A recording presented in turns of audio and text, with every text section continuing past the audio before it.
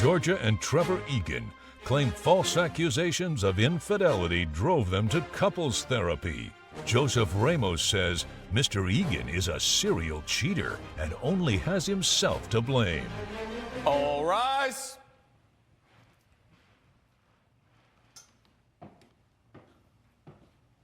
Court is now in session. The Honorable Judge Lauren Lake presiding.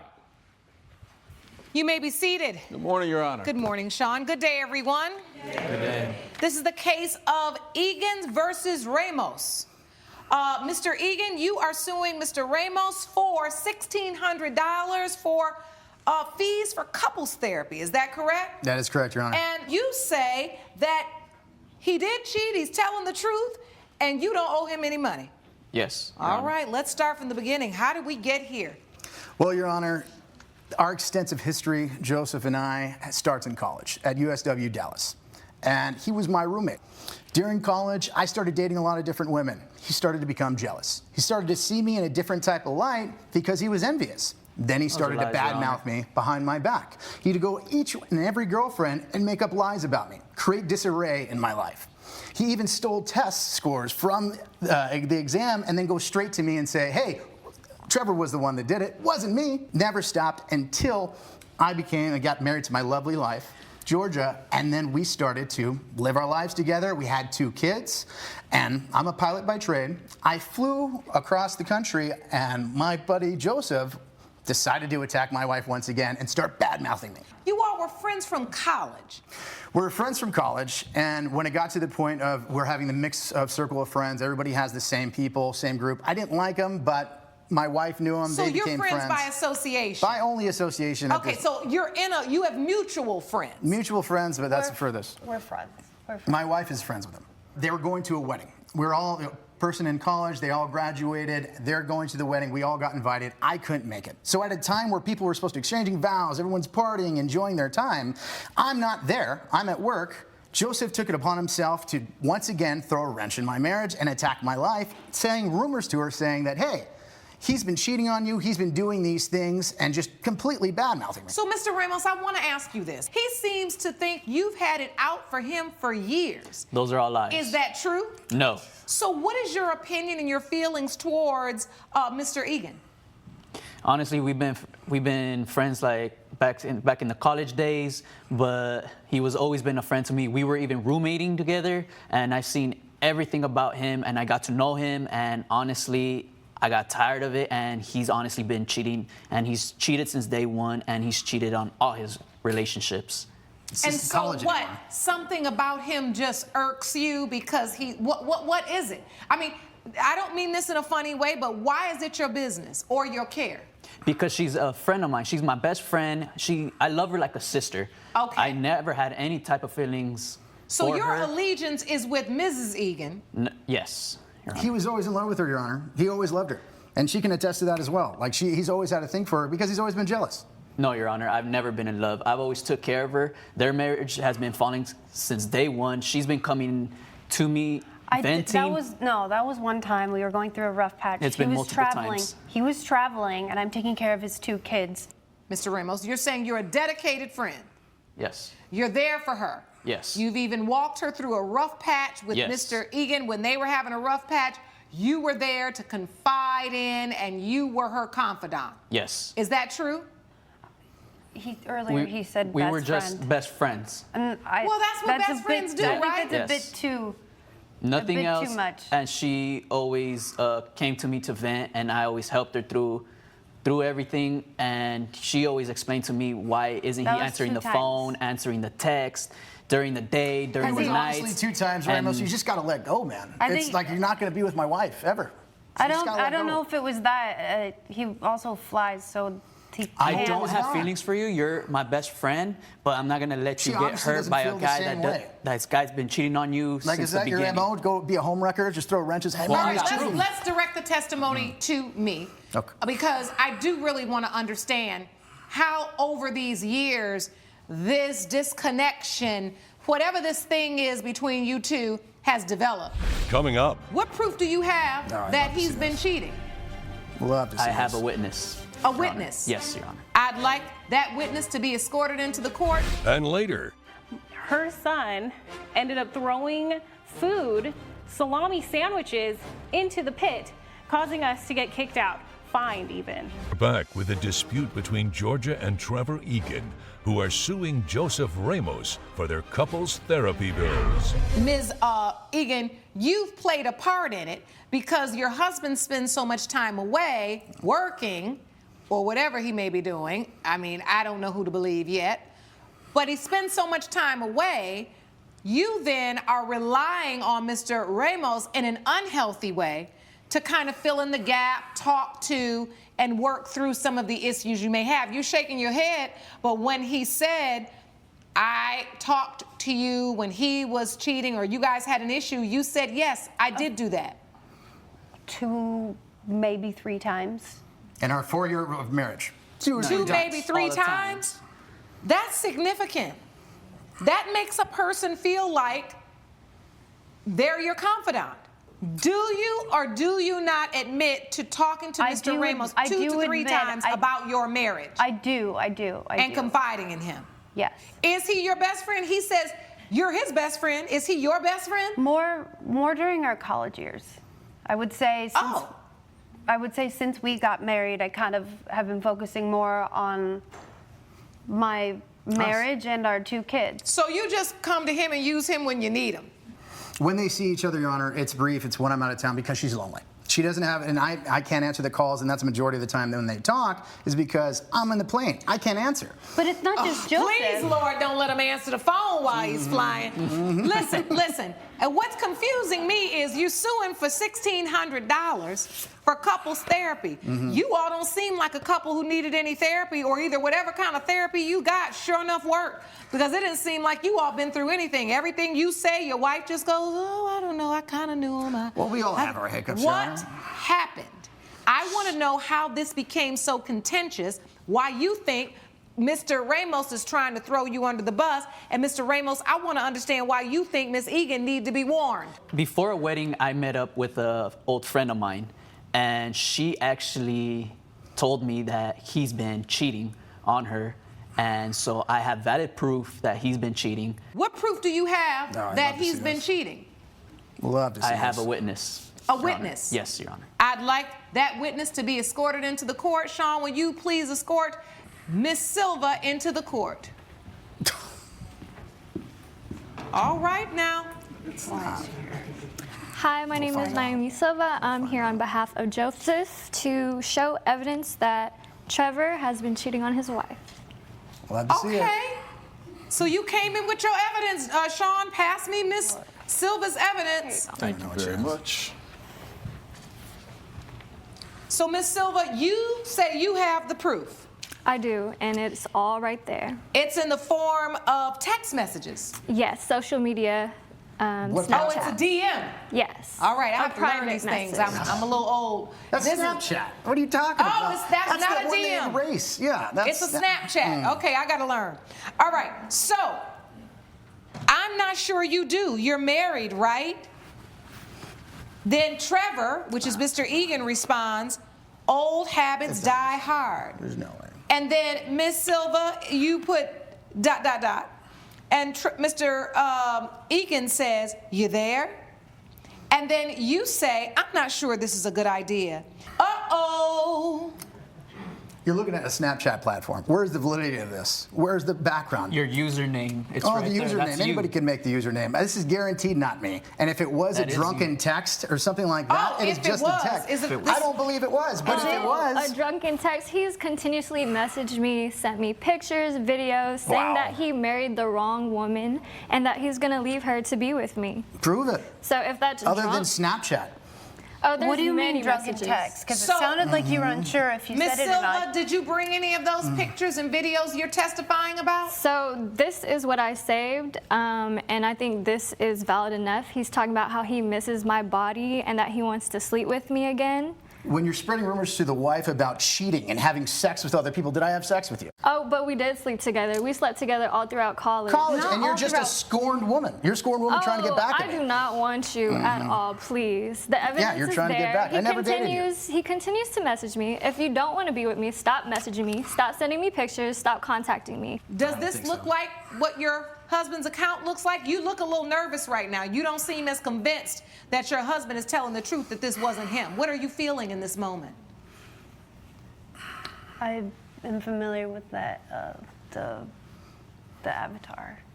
You're familiar with the avatar. It looks like it could be his page. That's his avatar. And how does that make you feel looking at that? Did you send those texts? No. Even if they were... Definitely didn't send them. That's his message. Yeah, but you said, oh, maybe if I was drunk or And I we don't talked know. about in counseling, if we're going through it, if I get a text, but I've never acted on anything. So you could have been All drunk right, well, and it you looks could have... like you all got a lot more to work out in counseling. We don't need to work it out here, and we the people. Because we the people already understand that y'all need to stay in counseling. Mr. Ramos don't owe you a dime. Judgment for the defendant. Court is adjourned. All right. Judge Lake has ruled in favor of the defendant. The co-plaintiff's case is dismissed. I don't know why you had... I don't know. I mean... Dude, I swear. Put me through this to embarrass me in front of It was to get him. He's all the these one people attacking. and our friends. This is from college years ago. I haven't touched her or seen her. I'm sorry. I understand your position looking in, and I get it. But dude, this wasn't me. I want him to pay I for don't know. counseling because he's a little weasel. No, I need a lot of time. I need time. Take your time, whatever you need, and then we'll talk. Coming up, She's screaming about something about sandwiches and gummy bears and throwing them off in the gorilla pit and all this other stuff, and my son's responsible. Susan Leonard claims her family was kicked out of the zoo after her son's friend threw food in the gorilla pit. Lauren Nevins says the children were in the plaintiff's care, so she's not responsible. This is the case of Leonard versus Nevins. Ms. Leonard, you are suing Ms. Nevins for $692.48 for fines you incurred. Is that correct? Yes, Judge. Explain to the court what happened. Well, I had taken her son to the zoo, and her son and my son are friends. And I have been with them for a very long time. They're close friends. They're in my neighborhood. And she went to work. I brought him over, and we all went to the zoo with my daughter and my son. We ended up having a good time at the petting zoo. When we moved on to the gorilla, I think it was like the gorilla unit, her son ended up throwing food, salami sandwiches, into the pit, causing us to get kicked out, fined even. Ms. Nevins, I want to go to you. So you've known Ms. Leonard for a long time. Yes. And she's a stay-at-home mom, so all the kids gather, they hang out all the time. She takes them to the movies, there's pool parties. This day, though, she wanted to take all the kids to the zoo.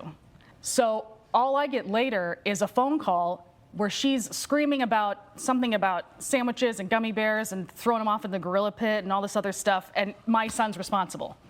I had told him repeatedly, please stop, no. And this all occurred behind my back. Every time I turned around, he would stop, he would do it.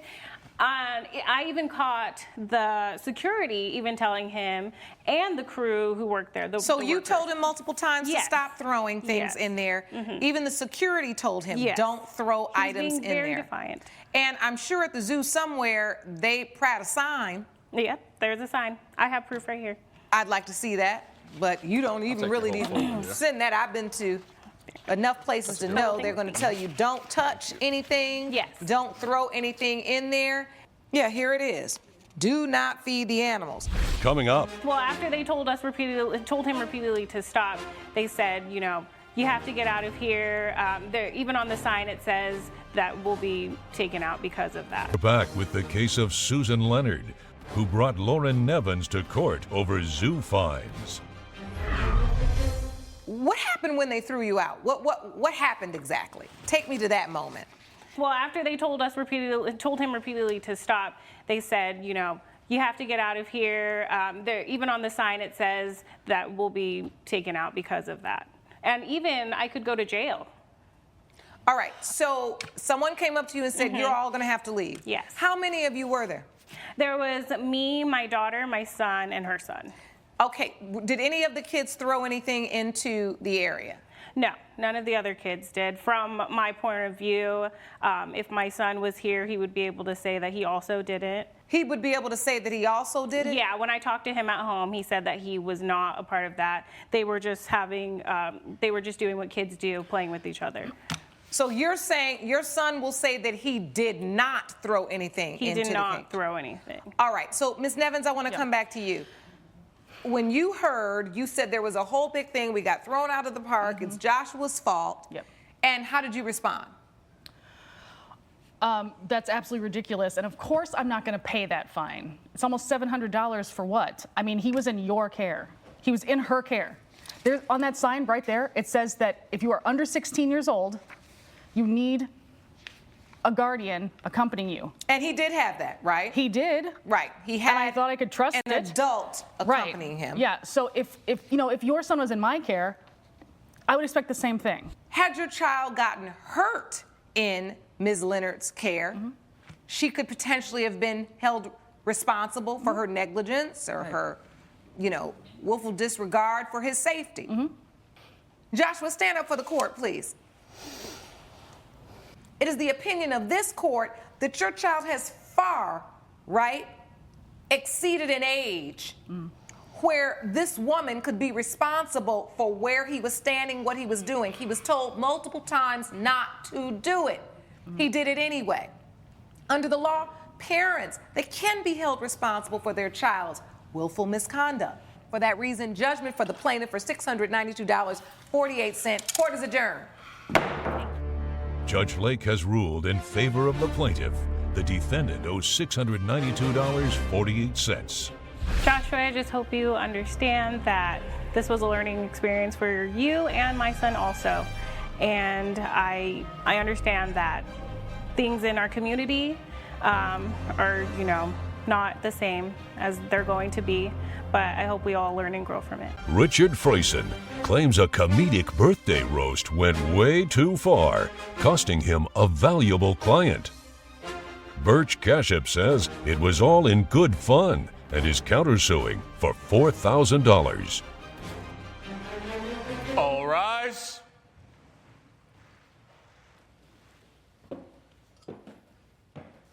Court is now in session. The Honorable Judge Lauren Lake presiding. Please be seated. Good morning, Your Honor. Good morning. Good day, everyone. Good day. This is the case of Freyson versus Cashup. Mr. Freyson, you are suing Mr. Cashup for $3,800. You say he slandered your name at a party they threw in your honor. That's correct. And then, Mr. Cashup, you are countersuing Mr. Freyson for $4,000 from a loan you say he never repaid. Yes, Your Honor. I want to start with the plaintiff, Mr. Freyson. Please tell the court why you're here. So I'm here, Your Honor, because this man here, Burch Cashup, threw a party for me. It was my 30th birthday party. Cashup, he suggests that we do a roast, like a birthday roast of the birthday boy. Okay. And I was like, I don't like to be, the center of attention that much, so I you wasn't don't like to be the center of interested. attention. But Mr. Hollywood. I was just trying to play along, and so he starts talking about, our childhood and, our teenage years. We grew up together. And, eventually he starts talking about how I'm a fake. I'm not a real talent manager. I don't have any real connections, that I'm a liar. His comments about my career led this person, my client, to leave the party. And I tried to get him to stop. He wouldn't allow it, and he eventually texted me and told me that he was going to fire me. What kind of evidence are you holding there? So I have an invoice for the So actor. are you saying the client that was at the party started hearing the roast and then got nervous and was like, I'm going to get out of here, and then they didn't want to work with you anymore? That is correct. So you'll see there that he's worked for me. He worked for me last year. He earned me $3,800 in commission. Let me be clear now, Mr. Cashup, when you started this, were you one of the people actually hosting this party? Yes. I was hosted at my residence. How long have you two known one another? Since kindergarten. Since kindergarten? Yeah, we used to be friends until he, So, wait a minute. Do you announce to everybody, I'm about to roast? Yes. I got everybody. Everybody had some drinks. I said, everybody sit down. We're going to do a roast of the birthday boy. You say this to everybody. We're going to do a roast. So when you tell me what you started saying about him, that he was fake, he wasn't a real talent manager. That's right. He didn't. Oh, so you meant that? Yes, absolutely. So wait a minute. So tell me how you said that and why you chose that. Well, I just honestly couldn't take it anymore, you know? He lives this fake life, this fake Hollywood life. You know, he's convinced everybody he's this Hollywood superstar. He gets all his money from his parents. He has maybe 2 main connections. I just couldn't handle it anymore. He comes in thinking and acting like he's better than everybody. Some people knew the truth about you. It doesn't make any sense. That's not why you do a roast. If I may offer something, as someone that works in the entertainment industry, I'd say that a roast is typically meant for entertainment value and is not meant to disparage anyone or to cost anyone their career or their livelihood. The defense to, slander and libel and defamation of character is that it's true. However, when you say to someone, I'm going to do a roast, then you maliciously tear them down. I don't know if this was a roast to begin with. I want to go back to Mr. Frayson because I want to understand you had business associates there. That is correct.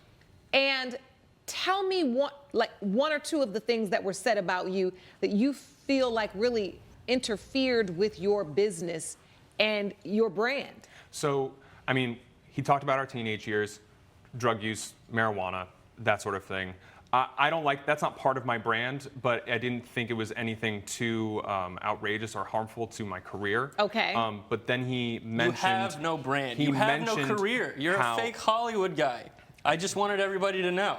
He mentioned that I got a DUI when I was an 18-year-old, which was really bad. And and this was not common knowledge. This is something I only shared with my wife. Coming up. And you say he stole her. Yeah, I was in dental school. I went away for 1 weekend, and when I come back, find out that they had slept together and that she was leaving me for you. And ouch.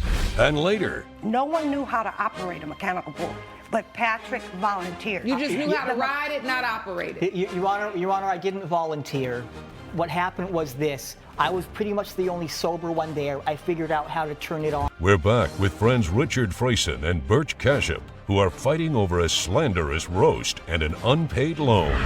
And so this client of yours heard it, got uncomfortable, started questioning your business. Did he write you a letter? Did he say to you, hey, man, I don't really want to work with you anymore? What happened with that? I went up to him in person and I asked him, hey, I'm going to shut this down. Like, I'm sorry you're uncomfortable. He said, I just need some space.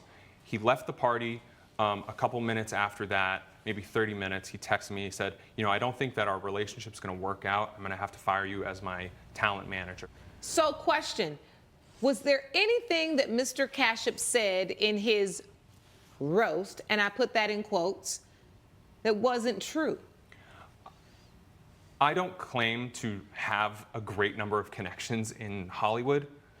This is sort of like something that he was bringing up in the roast. It sounds like you were calling him there to honor him for his birthday, to really back him in the corner and then bash him. He stole my girlfriend back when I was in dental school, and I've always been a little bit upset about it. And is that the girl you're with now that you said was at the party with you, or was it your wife? That is my wife. So now it's your wife? Yes. So this used to be Mr. Kashup's girlfriend? That is correct, Your Honor. And you say he stole her? Yeah, I was in dental school. I went away for 1 weekend, and when I come back, find out that they had slept together and that she was leaving me for you. And ouch. Just does not seem like friendship material. How long ago was the time when you dated his now wife? Back in dental school, so about 7 years ago. And you basically get mad and just say, what I'm going to say, I'm doing a roast, but what I really want to do is out all of his faults to his friends, his family, and his business associates, because I still have not gotten over that. He can't even pay me back for the $4 grand I loaned him 4 years ago. And this is your countersuit? Yes, this is my countersuit, Your Honor. All right. What is that there? This here's my evidence, Your Honor. I have a check that I gave Mr. Frayson. May I see that evidence, please, Sean? Here you are. Okay. My understanding was when he quit his current firm to start his own Hollywood agency business, he told me he needed some extra money. He was going to be able to pay me back as soon as he had a business up and running. He told me he had plenty of these Hollywood connections. He was going to do great. Just give him a few years. and he'll be able to pay me back. Even if I paid you back the loan, like, it wouldn't be even. I should be suing you for so much more than $3,800. That's just what my client earned. That's just the commission I received from my client last year. If you'll look at the invoice, Your Honor, you'll also see that the client has a Netflix deal, has feature movie deals, as well as other TV opportunities. This is a client that has a lot of potential earning possibilities for the future. I'm suing you just for the $3,800 commission that I got last year. Now, I need to confirm from Mr. Frayson, was this $4,000 a loan? Yes. Okay, when were you supposed to pay it back? That was never discussed. Have you paid $1 on it? No, I have not. Even though it was a loan and you deserve that money, frankly, I think you lost that privilege because you have done a serious damage to my livelihood, which I just don't think is fair. Nothing I said wasn't true. Every actor should know what kind of person you are. Every person in this court should know what kind of person you are. Listen. Let me stop you there, because before you get up on your high horse, Mr. Kashyap, and act like nobody who is now a professional person has ever made a personal mistake or has things going on in their past or has, lived through something, evolved out of something, it's just ridiculous. We all have something, right? I often say our mistakes do not have to define us. They can refine us. I believe that the evidence shows that there definitely is evidence for a collection of this amount under cause of action for intentional interference of a business relationship. The intention was on your part, and you not only intentionally gave the information, yes. You intentionally wanted to interfere because No, I heard it clearly. Did we hear it clearly, gallery? Yes. Everybody there needed to know who he was. It is for that reason I believe the plaintiff is entitled to the damages of $3,800. However, you have a countersuit for $4,000 for money you say he owes you, and he admits that he owes you. Correct, and you never repaid it. Never paid it back. Never paid a dime on it. You never set up a payment plan, but that does not mean that you still are not owed that money. So in this particular case, I'm going to do judgment for the plaintiff on his claim for $3,800 in damages, but also rule in your favor on your countersuit, right? When you set out to embarrass him in his business relationships, who want to come to a gossipy dentist that's going to tell all their business when he have a few drinks? Not me, honey. Court is adjourned. Judge Lake has ruled in favor of both parties. The plaintiff has been awarded $3,800. The defendant has been awarded $4,000. Yeah, I could have made more in an hour. Does Venmo work? Cash App. Great, yeah, I'll Cash App you. Yeah. Numbnuts. Coming up. I was on the bull for like 10 minutes. I started to get dizzy. 10 minutes? Yes, ma'am. I started to get dizzy. Wilma Mae Elrod claims a broken hip from a bucking mechanical bull was not on her birthday wish. Patrick Abreu says his friend knew the risks and he refuses to take the blame. Good day, everyone. This is the case of Elrod versus Abreu. Ms. Elrod, you're suing Mr. Abreu for $1,550. You say he switched the settings on a mechanical bull that caused you to fall off and break your hip. Is that correct? Yes, Your Honor. Explain to the court what happened. Patrick and my colleagues threw a surprise party at my home. My husband was aware of it for months. I was raised in Reno, Nevada. Bull riding was everything I knew.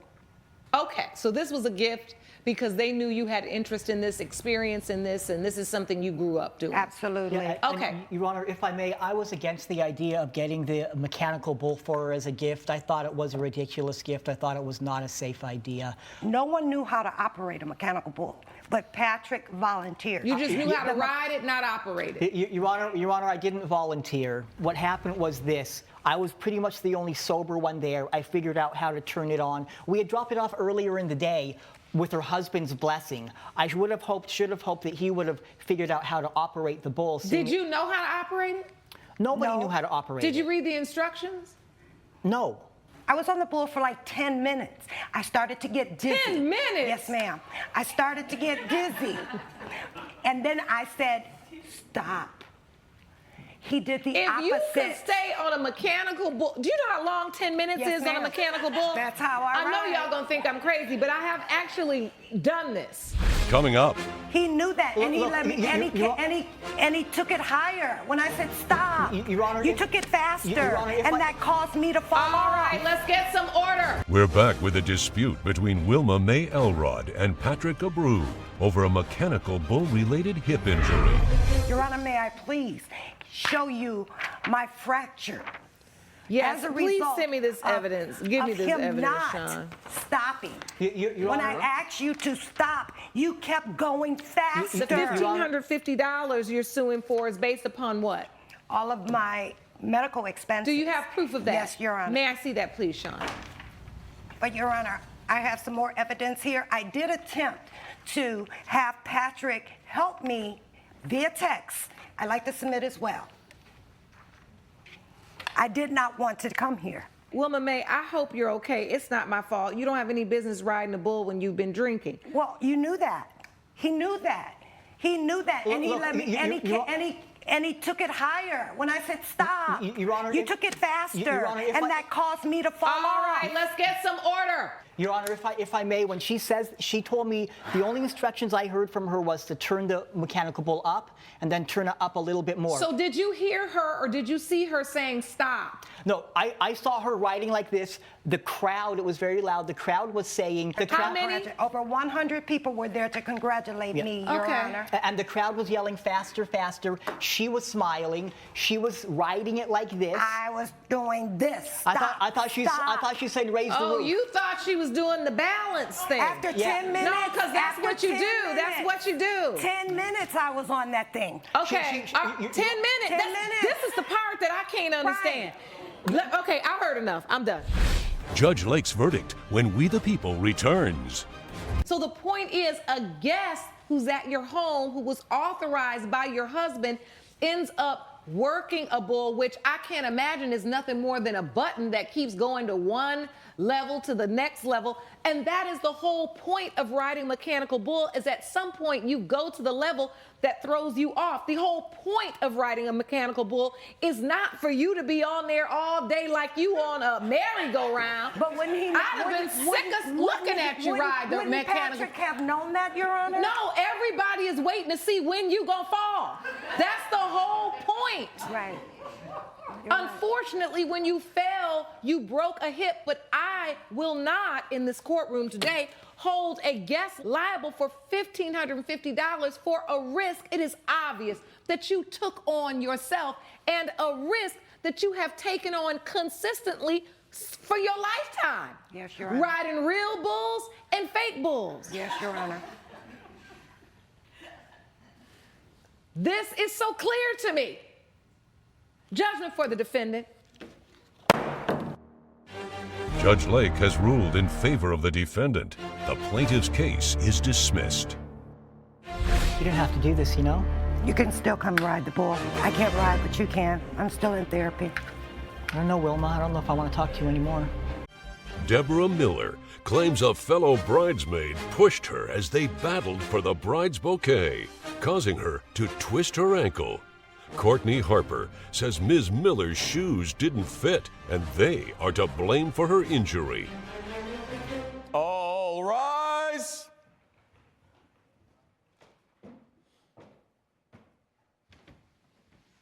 Court is now in session. The Honorable Judge Lauren Lake presiding. Please be seated. Hello, Your Honor. Hello, thank you, Sean. Good day, everyone. Good day. This is the case of Miller versus Harper. Ms. Miller, you are suing Ms. Harper for $375, the cost of injuries you sustained at a wedding. Is that correct? Correct, Your Honor. All right. And Ms. Harper, you say the plaintiff was the one being aggressive. Yes, Your Honor. All righty. I'll start with you, Ms. Miller. What happened? The defendant pushed me during my best friend's wedding. We were doing the bouquet toss. I caught it first. She came in aggressively, grabbed the bouquet. We were going back and forth, and I fell and twisted my ankle after she pushed me after letting it go. Oh, she pushed you. Your Honor, I Did you did not push her, push Ms. her. Harper? No, I pushed did me. not. I did not push her. The plaintiff was already wearing shoes that didn't fit her, first and foremost. She had what we call an That's not H-Town true. eagle claws, Your Honor. The shoes had were what? eagle claws. Eagle claws. It's when you wear shoes, when you wear heels that are too big and your feet are sliding to the front. You She can was use her walking shoes around as that way. example. She was walking around that way Eagle the whole entire claws. time. Yes. All She was right. walking around that way the whole reception, the entire night, complaining about her feet hurting. And basically, the wedding goes great. You know, and once we get to the reception, it's time for the toss. The bouquet goes up. We both grab it. We're doing a little back and forth. I'm not about to fight over no flowers. So I let them go. She starts doing her dramatic Deborah stuff, starts falling all over the place, and then expects, you know, me to pay for her embarrassment. Like, I'm not doing that. So how do you know each other? Do you know each other, or were you both guests at a wedding? We were both bridesmaids at my Oh, you were childhood friend's. bridesmaids? Yes. Yes. It was my childhood best friend's wedding, Felicia. You know, we grew up together, and Your she Honor, met I don't her really later know on. her. I know her in passing. We don't have a history together. We just share a best friend.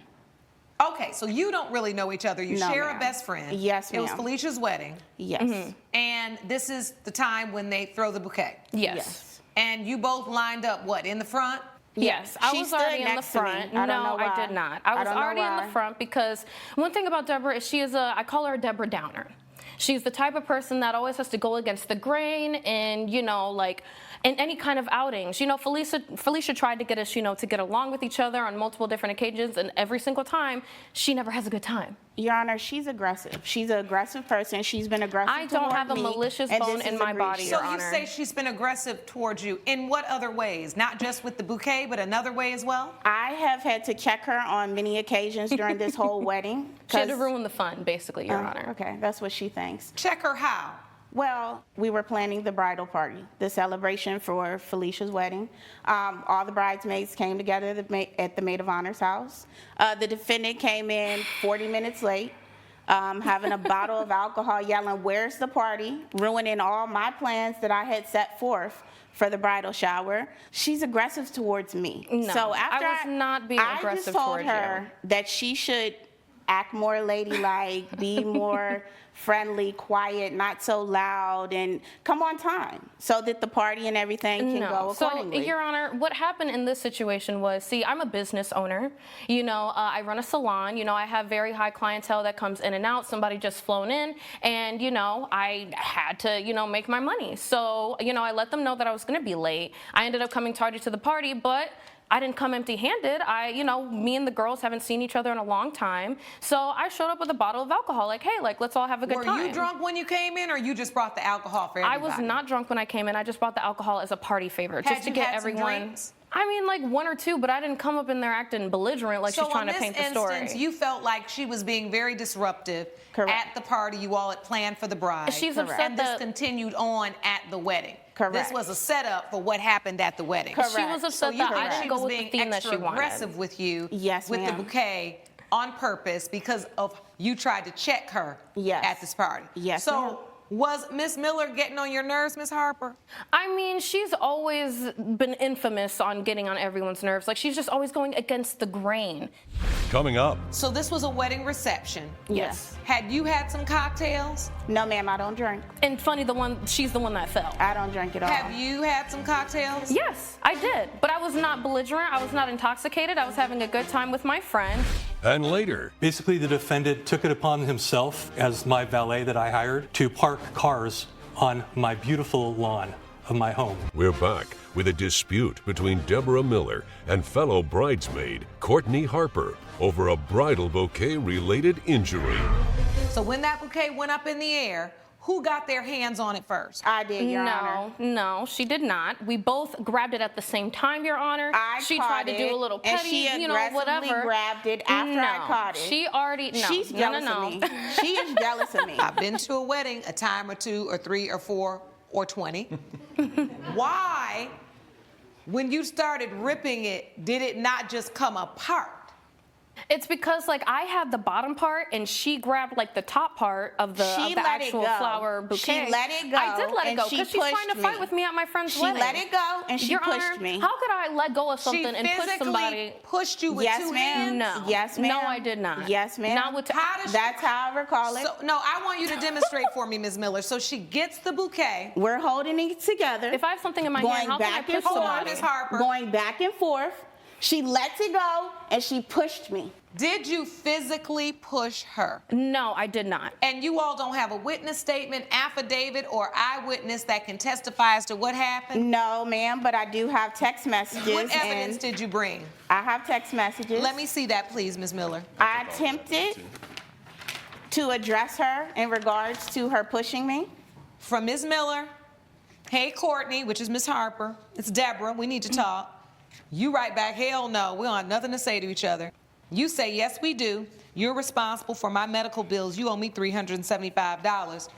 And then you write back 3 laughing emojis. Yes. And here are your medical bills, which actually total $705 for your urgent care, x-rays, the cast, crutches. Why are you only suing for $375 then if these are all of your medical damages? I have insurance and I'm not tight for money like the defendant. She wouldn't be asking so for I am it. settling for the $375 Girl, I have a bill. flourishing business. You're the one in college Which is debt. what? Okay. Which is your deductible? Yes, ma'am. If you're so not strapped for cash, why are you asking me for the money? insurance gave you a copay. Yes, ma'am. So I'm this is paying what $375. Which she needed I'm to. sure. Which evidence do you have, Ms. Harper?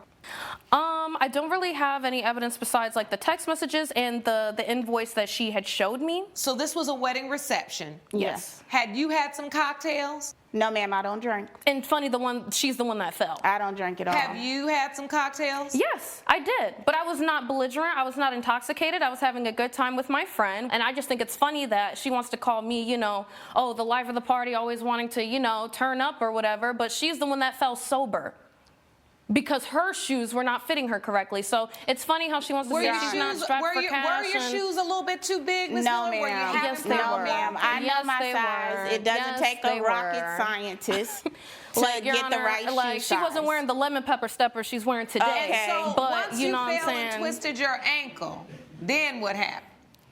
Your Honor, I tried to play it cool. Did you stay at the wedding or did Yes, you leave? ma'am, I did. So it wasn't And that you bad. stayed to the rest of the evening? Yes, ma'am, I did. I did. Exactly. She didn't go But seek medical attention. As soon as I got to the hotel, my ankle was swollen. Oh, I put bet. some ice on it. I called my best friend to come take me to urgent care the next morning. It's like, Your Honor, not only were the shoes All right. ugly, they didn't fit.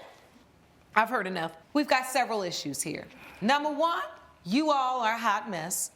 Y'all did not go into that wedding with the right attitude. That day was supposed to be about your friend. And she tried to make it about her. You all are both making it about yourselves because you continued a drama that had happened instead of talking it through and letting it go before that, so that her day doesn't end with 2 of her very dear friends arguing. The second problem with this case is, Ms. Miller, you assert that Ms. Harper pushed you without any other evidence. No one submitted any video evidence. Everybody record nowadays. And the day we need a video, we ain't got nothing. But we want some money. Makes no sense. This is the problem. I don't need your help. Thank you, Your Honor. That is the problem. And so I can't determine from what you presented today that she did anything with malice, anything purposeful, intentional, or either that she was negligent. What I can determine is that you both have testified that y'all was both fighting over the bouquet and that she let go. So I can only say that it was an accident that you fell and hurt your ankle. The other issue is, if it was that bad, you should have left immediately and gotten medical attention, because now we don't know how much more damage did you cause to your ankle or this sprain or whatever it was by continuing to stand on it, move on it, and not get attention immediately. You've left too many issues unanswered. And for that reason, I'm dismissing your case, and the judgment is for the defendant. Court is adjourned. All rise. Judge Lake has ruled in favor of the defendant. The plaintiff's case is dismissed. That didn't work out how you think, huh? You see what happens when real recognizes real, girl? Don't play with me. So It's I a hope blessing since you're that so... I'll never have to see you again. Ladies, please follow me okay, this way. sure. Go ahead and figure out how you're going to pay for that foot, girl. I got enough money, more You than sure? you, baby. Why are you asking me for it? Coming up, I ended up running out of space in the driveway, so I parked 4 cars partially on his lawn and 1 car fully on his lawn. What were your exact words to Mr. Nelson? Park the cars. Madison Nelson claims his neighbor's son ruined his lawn after being hired to valet for a party. Levi Rivera says he's not to blame, as he did exactly as Mr. Nelson instructed. Good day, everyone. Good day. This is the case of Nelson versus Rivera. Mr. Nelson, you are suing Mr. Rivera for $1,200 in damages from a valet service. Is that correct? That's correct, Your Honor. Mr. Rivera, you say you are not at fault. Yes, Your Honor. Mr. Nelson, what happened?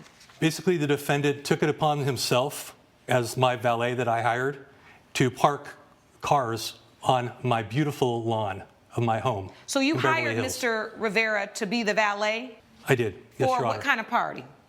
It was sort of a 20s theme party. I like to have a lot of theme parties for my business associates and family. How many people? Ended up being about 35 came to the party. And you live in a residential area, a home or an apartment complex? It's a home in Beverly Hills. Where was he supposed to park the cars on that property? In the circle in the front in the driveway. And you hired Mr. Rivera because you knew him from, he was a valet driver somewhere else? And no, Your Honor, he is the son of a next door neighbor of ours. Did he inquire and ask you, could I valet for you? Or did you say, hey, I got a few dollars I can throw your son if he helps me park the cars? Actually came to him. All right. Yes. So, Mr. Rivera, how old are you? I'm 24, Your Honor. Have you ever driven valet or worked for a valet service before? I've never worked valet before, Your Honor. So did your parents, did Mr. Nelson come and ask you, did you want to valet for this party? He was talking to my father. All right. How much was he going to pay? $450 for 4 hours. Wow. Let me learn how to, some cars parked on a circular driveway. I can drive real well. Coming up. I never instructed Levi to park vehicles on the lawn. You told me to park them on your property. Your lawn is a part of your property. To me, that is totally unreasonable. We're back with the case of Madison Nelson, who blames Levi Rivera for damage to his lawn. So the party started, and he says you're supposed to park these cars in a circular area. Did you do as instructed? At first, yes. He told me that there were going to be 12 cars present to park on his property. But what ended up happening was more than 12 cars showed up, actually double the amount. There were 24 cars for me to park. Since there were so many, they started lining up on the street.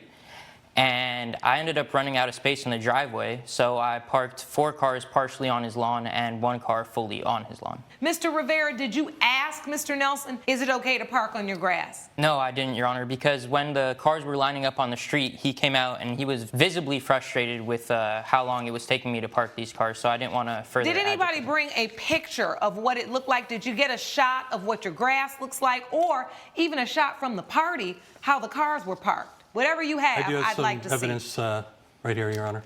Okay.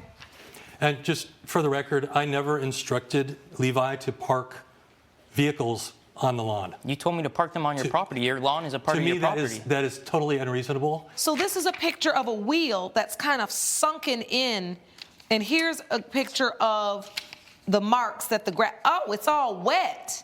Yes. Nobody yes, Your Honor, said it was raining. It was raining that day. You've got damages here for $1,200 for lawn replacement. That's correct. What were your exact words to Mr. Nelson?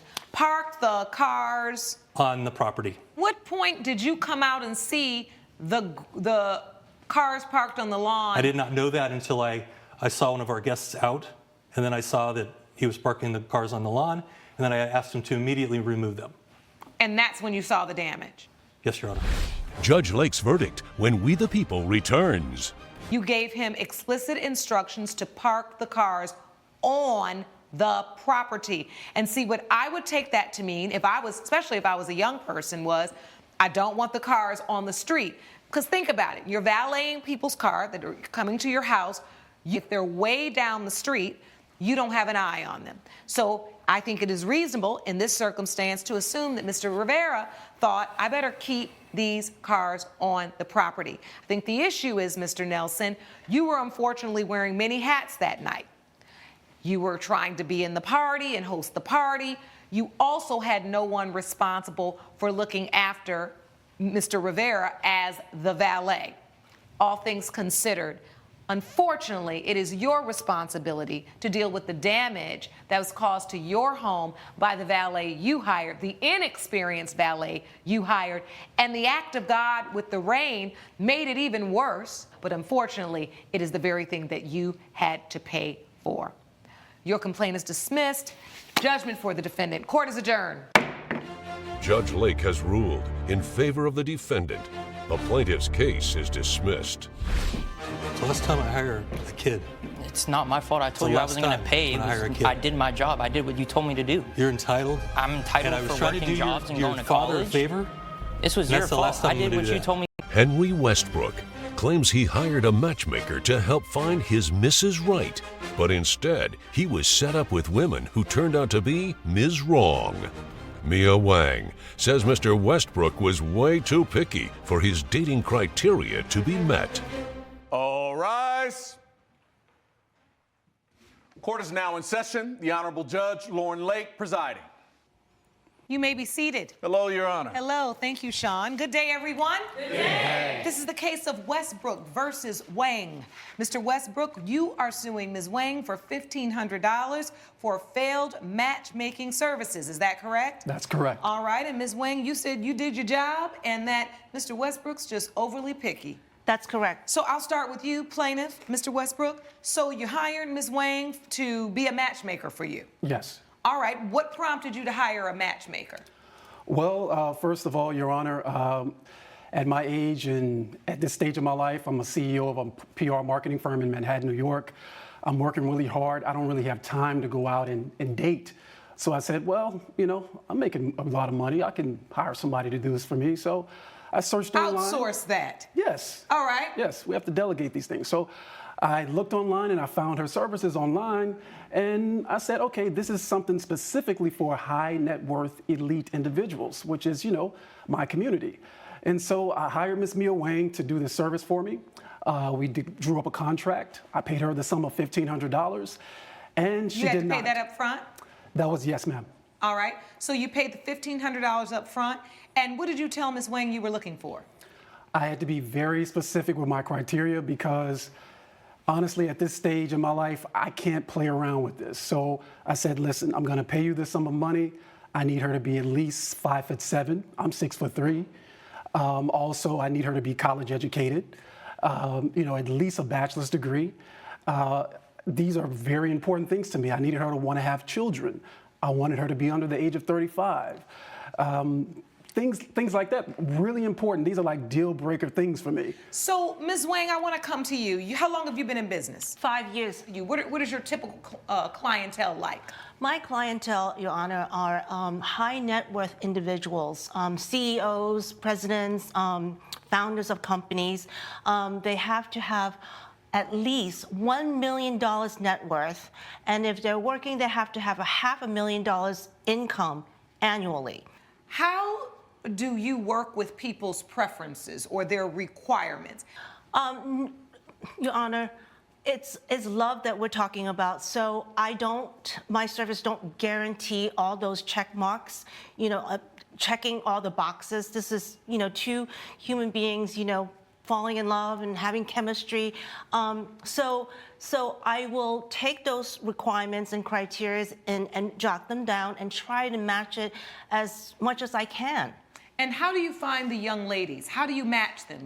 The men come to you, or do the ladies come to you as well? It's both. Oh, great. Yes. Okay. And I have a really fantastic database because I love meeting people. So you all do go into, there's a contract, right? That's right. Did anybody bring that contract? I did. I'd like to see that, please. Yes, Your Honor. Thank you, Sean. So, Ms. Wang, when you do the contract, was this the standard contract that you do, or was there anything different about the contract you did with Mr. Westbrook? No, it's a standard contract. Every time I start with a client and we discuss, all the criterias, I provide my service. And this particular case, my service was promised to Mr. Westbrook that I would bring him 3 dates within a month. Within 30 days? That's correct. So 3 dates. Set up a total of 3 dates for the client with 3 different women over the course of 1 month, 30 days. $1,500 for 3 dates. Okay, I see this here. So let's talk about the dates, Mr. Westbrook. What was your first date like? Your Honor, it was a fiasco. Oh, really? To be honest, just in all actuality, I'll give Ms. Wing this. The young ladies were beautiful. They were attractive. But out of my list of criteria that I specifically outlined to her, that was the only thing that she got right. Coming up. The moment before we went downstairs, she stood up off the bar stool at the bar. She was like with shoes on, maybe 5'3". And what's wrong with that? And later. Now, your son ended up getting hurt. I had told Mr. Jakubowski, I don't want Daniel on this, just so you know. I went to the store one day, I come back, Daniel's on there, and Rob is coaching him up there. We're back with a dispute between Henry Westbrook and matchmaker Mia Wang over failed matchmaking services. I don't see the criteria in the contract, though. So is the criteria done in a separate piece of paper? The criteria was done in our meeting, verbally. She said, I work with clients like you all the time. The elite individuals of your high net worth and your high value. I work with you guys all the time. I know what you want. I know what you need. I can get it for you. She guaranteed And you agreed to that and signed the contract? I did. Okay, so your first date you said was a fiasco. What happened? On the first date, I agreed to meet the young lady at a rooftop bar at the top of one of the hotels in Manhattan that I like to frequent. And upon my arrival, she was already there. We shared a lot of smiles, a lot of laughs. We shook hands. We were at the bar having drinks. Just had a really good time, actually. A good vibe was going on. And so as the night went on, I said, well, did you want to maybe go downstairs and maybe walk Times Square, see some of the sights? And she was like, yeah, let's do it. So we went downstairs, and the moment before we went downstairs, she stood up off the bar stool at the bar. She was like with shoes on, maybe 5'3". And what's wrong with that? I just want to clarify that during our meeting with Mr. Westbrook, he did mention all his criterias, but I had a thought that he had a lot of criterias, and I did say to him that I will try my very best to meet his criteria. There was no promises. All right, so this woman you felt like had some of the other criteria, but she just wasn't that tall. She was perfect. So when she stood up off the bar stool and she was short, Mr. Westbrook, you was done with it. Well, it wasn't so much like that. I'm a nice guy, but the whole night I'm thinking I'm paying for this. I paid someone for this service, and they didn't meet my criteria. Now, to be honest with you, Your Honor, I'm a bachelor in Manhattan. I can go get a date anytime I want to. However, I paid Ms. Wang specifically for this service with criteria attached to it. She didn't provide that. All right, so tell me what the second date was. Well, what was wrong with the second date? On the second date, just to cut to the chase, the young lady, we were sitting at the coffee house having coffee and, having a talk and getting to know one another. And in the middle of the talk, she explains that she didn't, she barely graduated from high school and she never went to college. And right then, in my mind, I'm like, am I hearing this correctly? Is this really what I'm hearing? When I specifically told Ms. Wang she must be college educated. She has to have at least a bachelor's degree, Your Honor. All right, and then what about the third date? What went wrong there? You didn't like her because... I actually was falling in love with her. Oh, on the first date? No. Oh. We went on actually 5 dates. All right, now we're getting somewhere. This is how much attached I got to her. We had a chemistry that I don't normally get with someone. Just to cut to the chase, Your Honor, on the 5th date, we're hugging. I gave her a kiss. I said, do you want me to walk you to your door? Do you want some company? Are you lonely? And so I walked her to the door. And so we embraced each other. We kissed each other. And while I'm standing there embracing, a man walks up to the front door, opens the front door in his boxers. And he was at her house? at her house, and I'm looking at her. She's caught with this situation, and then she runs after me. I'm walking away. She runs after me saying, oh, he's just my ex-husband. He just needs a place to stay right now. So, Ms. Wang, did you know anything about this ex-husband? No.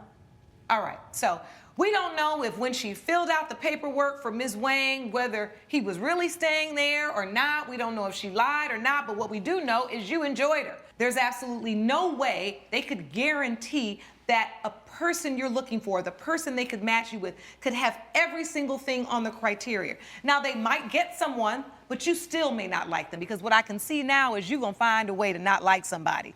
And you're right, you're a successful man. There really should be no reason why you shouldn't be able to find a date. I know a lot of single, successful women in Manhattan. They would love to go out on a date with a nice brother, but they don't want to go out with a brother who is so picky that he tears apart every opportunity there is. You did not, in this contract you signed, anywhere state that if one of these dates was missing any one of these criteria, that would not fulfill Ms. Wang's obligation under the contract. Your contract said 3 dates. You testified against your own interest by saying you met a girl you almost fell in love with. You had a great time on the first date, but she was short. You are basically testifying to the fact that you enjoyed at least 2 out of the 3 dates. She does not guarantee you're going to get married. She doesn't guarantee you're going to get engaged. And she doesn't guarantee that somebody may not lie. She can't guarantee that. Stop talking. I'm done. Mr. Westbrook, next time you sign a contract, do a matchmaking service, look at the fine print, read it through, and if you want those guarantees, add those in. They were not in this contract. And I will say this, if you really want to find love, you've got to put as much effort as you have in getting on my nerves as to getting out of your own way. Because the only one that's stopping you from having a nice date is you. Because you done wore me out. This is my first case today. You done wore me out today, okay? I'm ready to go. Your case is dismissed. Judgment for the defendant. Court is adjourned. Judge Lake has ruled in favor of the defendant. The plaintiff's case is dismissed. I'm just glad people are going to see that you're running a scam business. I run a legitimate business with 95% success rate. And you don't Mr. provide Westbrook, I am sorry that you are just shutting yourself out of love opportunities. Coming up. And it's the adults' responsibility together, collectively, we're part of an HOA to protect the children. No, it's your job to protect your child. You're the mother. Wendy Saperstein claims her neighbor is to blame for her son's injuries after he installed an unsafe climbing wall in his yard. Rob Jakubowski says the child trespassed, which is why he was injured. Good day, everyone. Good day. All right, this is the case of Saperstein versus Jakubowski. Ms. Saperstein, you are suing Mr. Jakubowski for $1,370 for your son's medical expenses. Is that correct? That's correct. And Mr. Jakubowski, you say her son was trespassing. Is that correct? That's correct, Your Honor. All right, I'll start with you, ma'am. What happened? Basically, about a year ago, Rob had put a little jungle gym in his front yard, and the children loved it. They were climbing all over it day and night, and he was letting them climb all over it. And the children in the neighborhood? The children in the neighborhood. Including your child? Yes. How old is he? 10. 10, and what's his name? Daniel. Daniel. Yes. Okay, so the kids in the neighborhood, there's like this thing in the front. Did you bring a picture of it? I did, actually. Okay, let me see. So it's in the front of his yard, and the kids want to play on it. He lets them play on it. Right, and they love it. Oh, okay, so it's kind of like a rock climbing thing. Right, but I mean, look, the mat doesn't even cover the whole pavement. You could just fall off and break your head open. And it's on the pavement, period. You put that there for what? For the neighborhood kids to play on, or because you enjoy this kind of rock climbing activity? I do it for a living and also for my enjoyment. And while we were there, kids took interest, and I allowed them to have some fun on it as well. Now, your son ended up getting hurt? I had told Mr. Jakubowski, I don't want Daniel on this, just so you know. I went to the store one day, I come back, Daniel's on there, and Rob is coaching him up there, like against my wishes. And so for that reason, I'm part of the HOA. I looked up the rules. It said, you know, you can't have garbage in your front yard, so I had him remove it. And then he put it in the backyard. Coming up. You tell me you never asked him. No, because he was in a time of pain. I didn't want to accuse him and raise his stress level. We're back with the case of Wendy Saperstein, who blames her neighbor Rob Jakubowski for her son's climbing injuries. So you complied. You moved your climbing wall to your yard. Is that correct? Yes, Your Honor. All right. And once you moved it to your yard, is your yard fenced in? It is now. After I put it in there, I put a fence around it with no trespassing signs and a lock on the door. So you lock the door, no trespassing signs. I see the fence and a lock to make sure they cannot get in. So from that point, you say your son got injured, Ms. Saperstein. How did your son get into Mr. Jakubowski's yard? Well, I don't really know. I just know that he came to me crying, and he said that he was climbing on the thing just like he had always been allowed to do in the past when it was in the front yard. And he couldn't move his arm. It was limp, and he was covered in bruises and scrapes. And I freaked out like any mother would. Did you ask him, what were you doing over in Mr. Jakubowski's yard after I told you don't go over there? Well, of course not, because he's just a child. And it's the adults' responsibility together, collectively, we're part of an HOA, to protect the children. No, it's your job to protect your child. You're the mother. I don't question my children. I trust them. Daniel's a very good boy. I'm gonna leave it alone, because y'all got this new style of parenting. I figure if he falls out of a tree, that's a lesson enough to stay out of his yard. But it still makes the point that he shouldn't have that in there in the first place. So it's Mr. Jakubowski's fault. Judge Lake's verdict when We the People returns. Promotional consideration provided by... You're watching We the People with Judge Lauren Lake. Ms. Saperstein, you can't come to court and say you want to sue Mr. Jakubowski for your son's injuries, but when I ask you, how did he get in the yard, you tell me you never asked him. No, because he was in a time of pain. I didn't want to accuse him and raise his stress levels. All right, I've heard enough. So, in your attempt to be such an accommodating mother, you have left the door open so wide that your child is not thinking about safety first. He's not thinking about, let me make sure I don't do something that can cause myself harm. The fact that probably to this date, he has not been read the Riot Act because he's over trespassing in somebody's yard probably means he's likely to do it again. And at some point, you're gonna understand that you've got to do what I do every day, lay down the law. Your case has been dismissed, Ms. Saperstein. Judgment for the defendant. Court is adjourned. Judge Lake has ruled in favor of the defendant. The plaintiff's case is dismissed. Keep an eye on your kid. Well, I think you should put it inside where no kids can get to it. I will make a new law. It is inside. Not a law, a rule with the HOA. It's inside the gate, locked. Please follow me to... Kelly Atwell claims she learned from her vet that the dog she bought wasn't a purebred animal as advertised. Riley Sermons says the dog has the genetic makeup of the designer breed, but offered to pay for the DNA test anyway. All rise. Court is now in session. The Honorable Judge Lauren Lake presiding. You may be seated. Hello, Your Honor. Hello, thank you, Sean. Good day, everyone. Good day. This is the case of Atwell versus Sermons. Ms. Atwell, you are suing Mr. Sermons for $4,687.40 for misrepresenting a dog as purebred. Is that correct? That is correct, Your Honor. And the defendant, Mr. Sermons, you say that the plaintiff understood the return policy and you offered to do a DNA test. 100%, Your Honor. All right, I'll start with you, Ms. Atwell. What kind of dog is at issue here? The issue is that I thought this dog was a purebred Klee Kai, and instead he gave me a mutt and charged me the full price of a purebred. All right, so how did you find Mr. Sermons? I found Sermon through an advertisement that I found online because I really wanted a Klee Kai dog. Can you speak up for me just a little? Yes.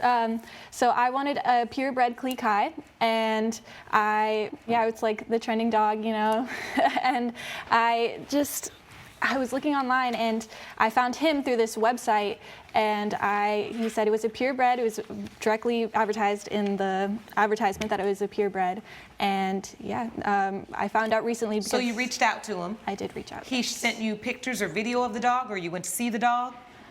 He brought over the dog, but I saw pictures online through the advertisement. Yes, I did. All right, so you got a request from Ms. Atwell.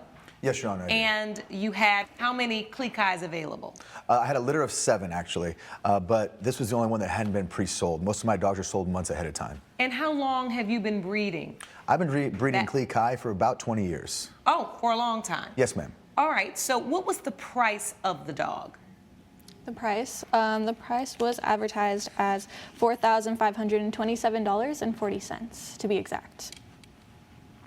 All right, and so you purchased the dog? I did. Do you pick the dog up in person, or does he deliver the dog? He delivered the dog to me. All right, so when you see the dog, you love the dog? I love the dog, yeah. Do you have a picture of the dog? I do have a picture of the dog. May I see it? Yeah, of course. So you see the dog, you love the dog. What are the problems? Did she express any issues to you, Mr. Sermons? Absolutely not, Your Honor. And it's very important to me that I hand deliver the dogs myself. I want to make sure that I see the environment that it's going into. Not only is it safe, but that it can take a new Oh, it's a cute little dog. Yeah, that's my baby Gucci. Oh, the dog's name is Gucci? Yes. Okay, that's cute. So at what point do you start feeling dissatisfied with the dog, Miss Atwell? I was not dissatisfied with the dog at all. Like, that's my baby. But it was just brought to my attention because I had to bring him to a vet because, I had to get the rest of his shots. They brought it to my attention that this was not a purebred dog. And I was like, when they told me that, I was furious because I was like, I paid the purebred price. Like, that's not okay. So they recommended I get a DNA test. So I went ahead and did that. Not myself, I administered it myself, but I sent it in. And they told. Here is the evidence here you submitted. Yeah. He's 84% Alaskan Cleekai. 10% is it Shibu Inu? And 6% Siberian Husky. Yes. And then when you got that, you were really upset. Yes, I was furious. Because you thought you had gotten a dog that was a 100% Cleekai. Yes, yes. So did you call Mr. Sermons? I did call him, yeah, I did. How did that conversation go? He just offered to pay me back for the DNA testing. So, Mr. Sermons, why pay for a DNA test? Well, Your Honor, I offered to pay for a DNA test because when she told me the situation, I had felt personally responsible, like maybe she had not been fully informed at the time when she purchased the dog. I did at that moment when she called me, did inform her, though, that the Cleekai is a designer dog, meaning that it's taken from several different purebred breeds and bred together for certain characteristics, in this case, the size of the animal, to create what is the Cleekai. So the other 2 animals in there, the Shiba Inu and the Alaskan Husky, are both part of the makeup of what makes a Cleekai. So it is a purebred animal, and I felt that maybe I had not completely done my job as the breeder. These are family to me, and so I offered to pay for her DNA test so she wouldn't be out that money. I don't recall him ever asking me or offering a DNA test. That's why I went and got one on my own. But yeah, I don't remember him offering me that. And why did you get a DNA test? Because my vet told me it was not a purebred dog. Coming up. How much research did you do on this particular type of dog before you buying one? Or did you just see them all over the internet and think they were cute and I want one? And later. You never thought to ask Ms. Hernandez? No, because she's potty trained, but once I was there, she forced me to use that diaper. Because accidents happen. We're back with the case of Kelly Atwell, who brought Riley Sermons to court for not selling her the purebred dog she paid for. You get upset, you call him, I want my money back. Yes. I want my dog. Yes. But I want my money back too. Yes. Yeah. And so what was your response, Mr. Sermon? Well, at first I was completely confused. I didn't understand why she was calling me and what her issue was. This is why I explained to her the genetic makeup of the dog and what goes into making them. At that point, I offered to, if she found it necessary, to take the dog back and return her money. So you offered her a full refund on the dog? In exchange for the dog back, yes, ma'am. For the dog back? Yes, Your Honor. Okay. But you didn't want that? It just doesn't make sense for me to give back the dog after I don't know. It's again my baby. I wanted the full money. He's offering you a full refund, But and I would have to according give to back the statement you made to the court, you refused. I don't want it.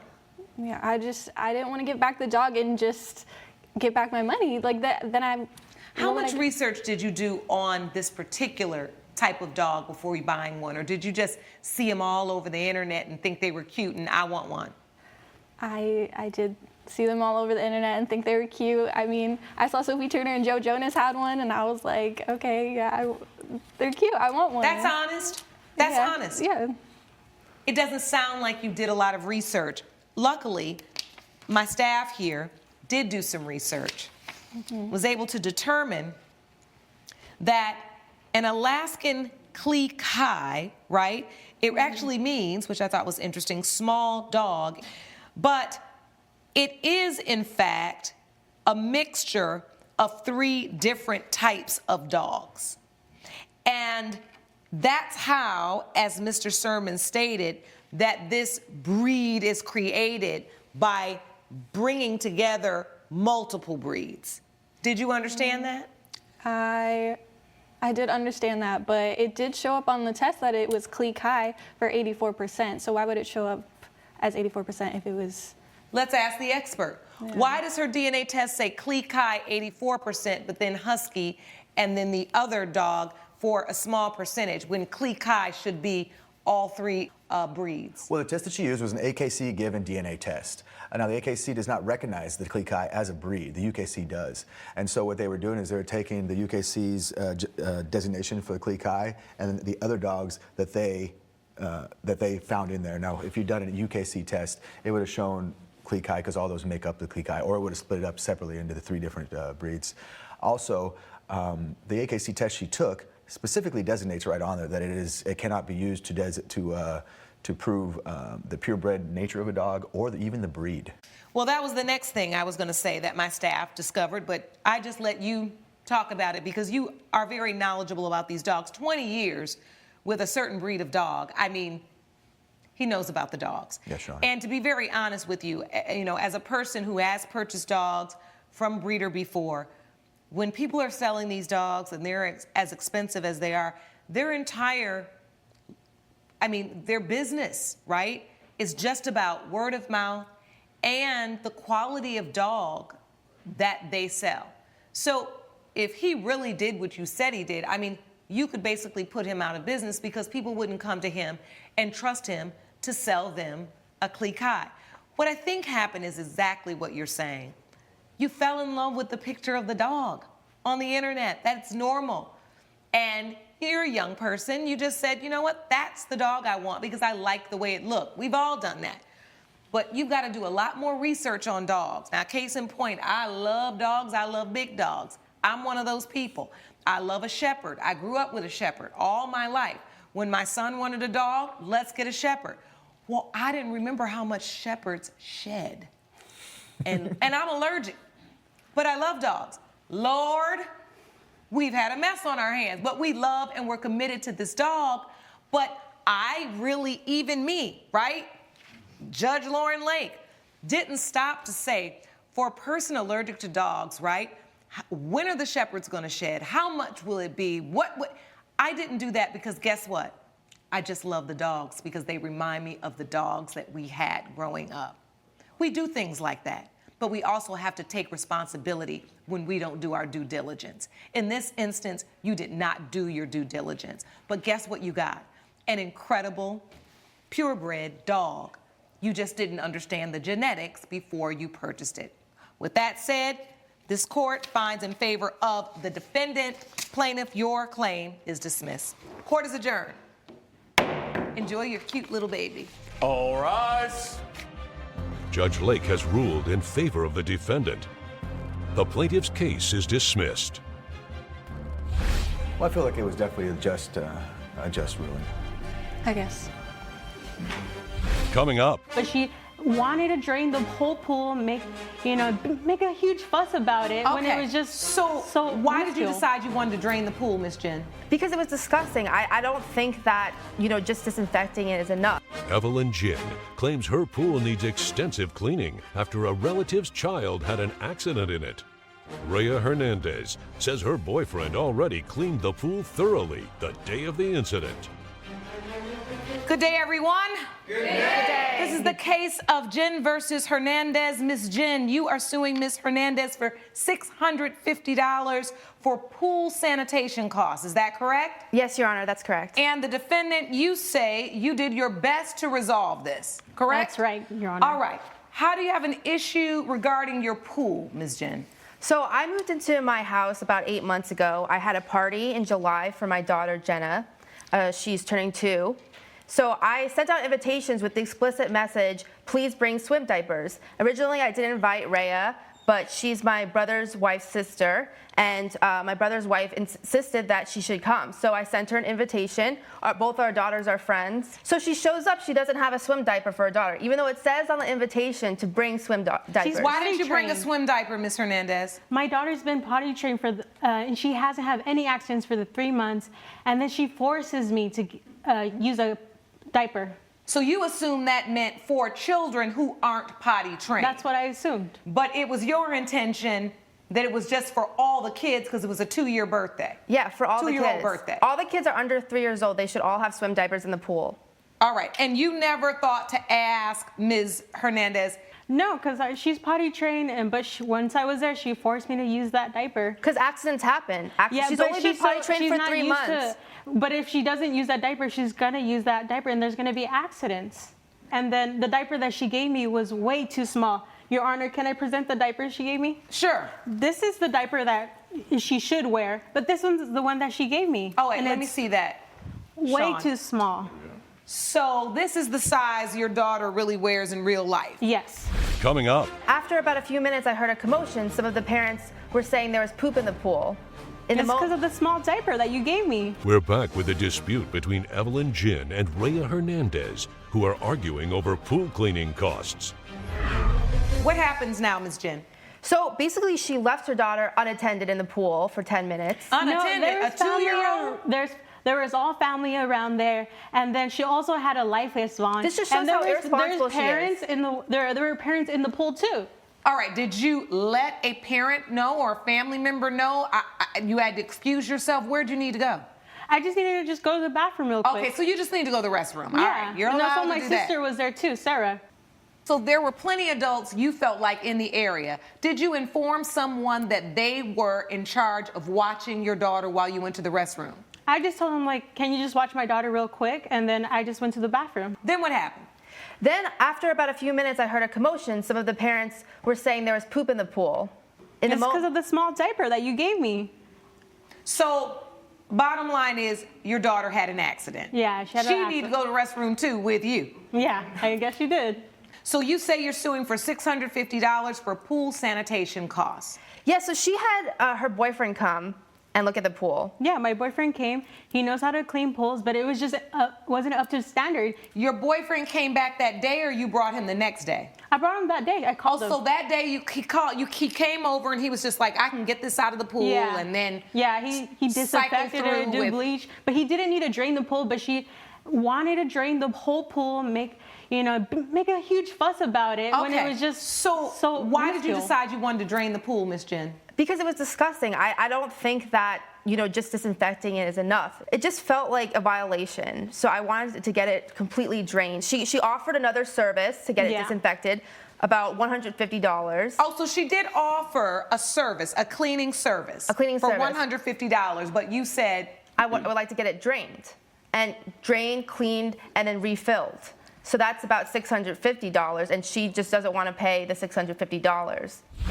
Judge Lake's verdict when We the People returns. So, Ms. Hernandez, you have submitted to the court the price to clean and disinfect the pool, which would have been $150. And I was willing to pay for that. I'm sorry? And I was willing to pay for that. You were willing to pay, and this is from a pool cleaning service. Now, is this the service your boyfriend works for or another service that you called? This was it was a quote because my boyfriend already cleaned it.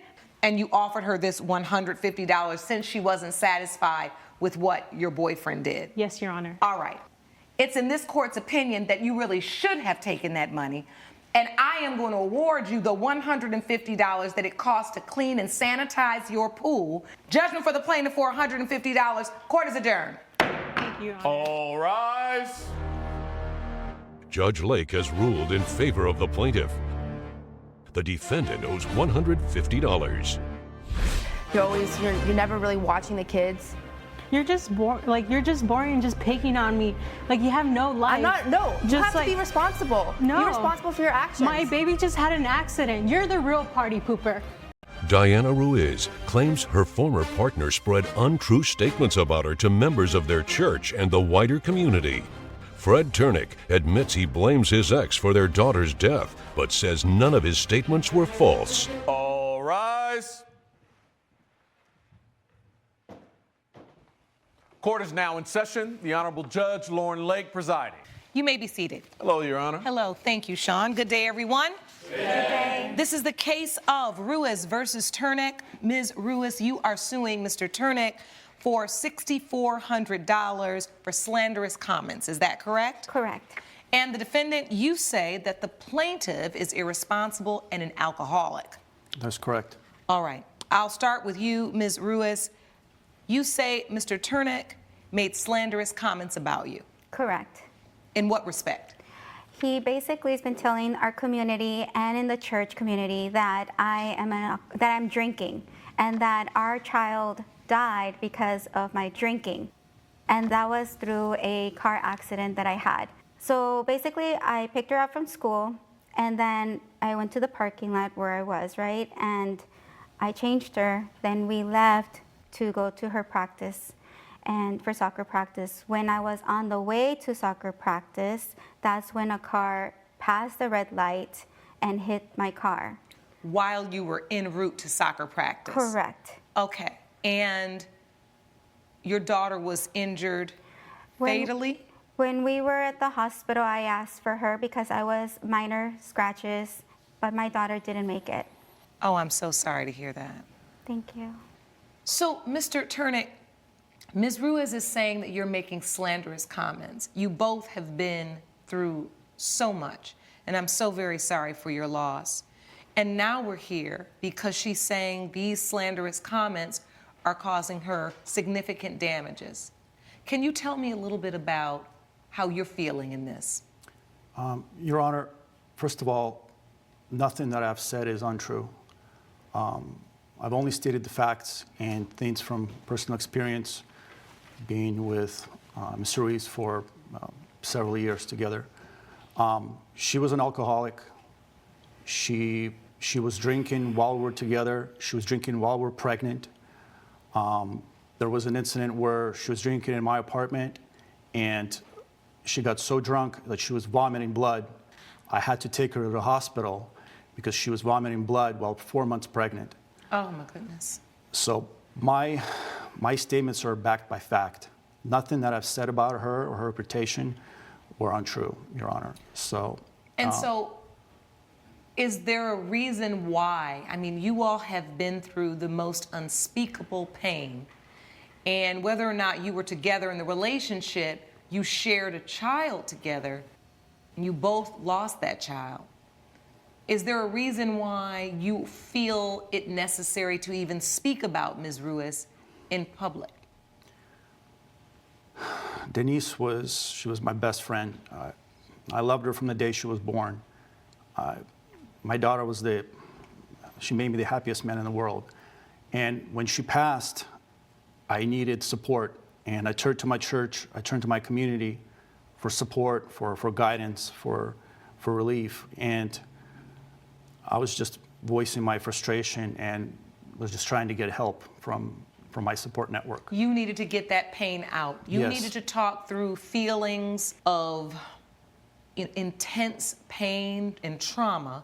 And so it wasn't your intention to defame Ms. Ruiz in any way, but to talk about your lives and how you were interacting before and after your daughter's unfortunate death. Is that correct? That is correct. All right.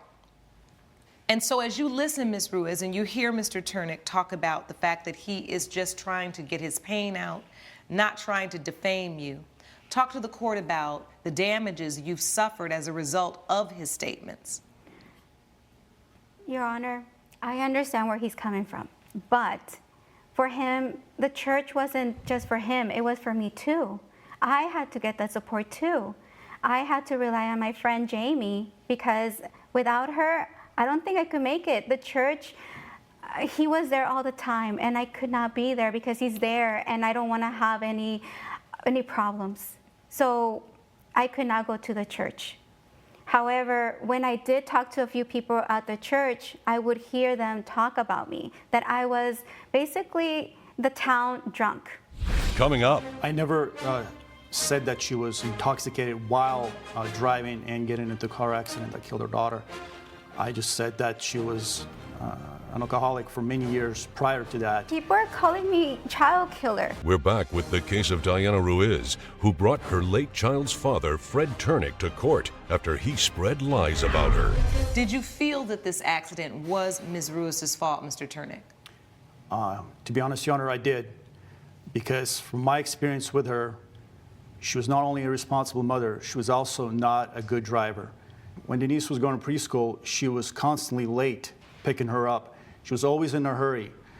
So if she was on time, if she wasn't late, if she wasn't I have to work. distracted, yes, but you can work and drive safely, not putting our daughter, who's now dead. But it wasn't my fault, and I showed you. I have proof here.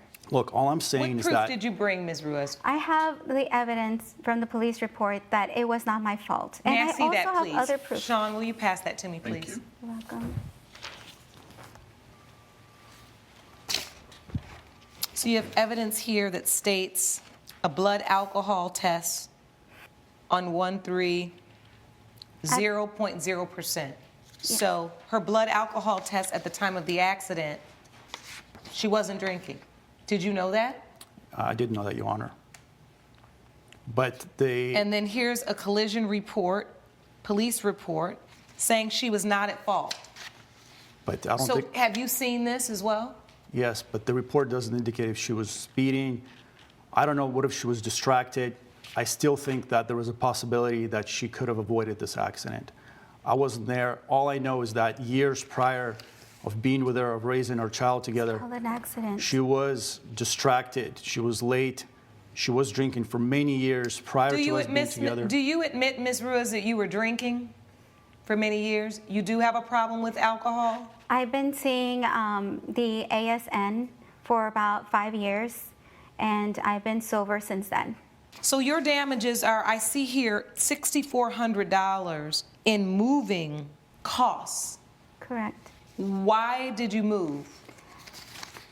It was very painful for me. I was born and raised in Paso Robles, and I felt that that was the place where I wanted to have my family, to grow up, my own family. I had my baby, which was my daughter, Denise. I had my ex right here, Fred, with me, and I thought this was the family place to be because that's where I grew up. But then when this accident happened, I have to live with this, Your Honor. I have to live with my own daughter's death, that it was in my back seat.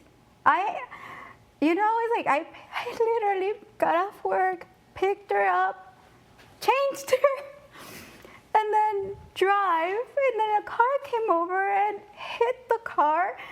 It was like, that's traumatic It's already. It's unthinkable. You can't. Thank you. It's almost unbelievable. I don't have nobody to be with me, a partner. So this tragic accident that killed your daughter, it also destroyed the relationship as well? No, the relationship got destroyed because of my alcohol situation back when I was pregnant. We broke up because of that. All right. It did not work out for us. So why did you feel you needed to move, and why do you think Mr. Turnick should be responsible for that cost? Because I relied on the church to go to, and I was going through that pain, and I wanted I needed that support. I needed family to be around, and I didn't have anybody.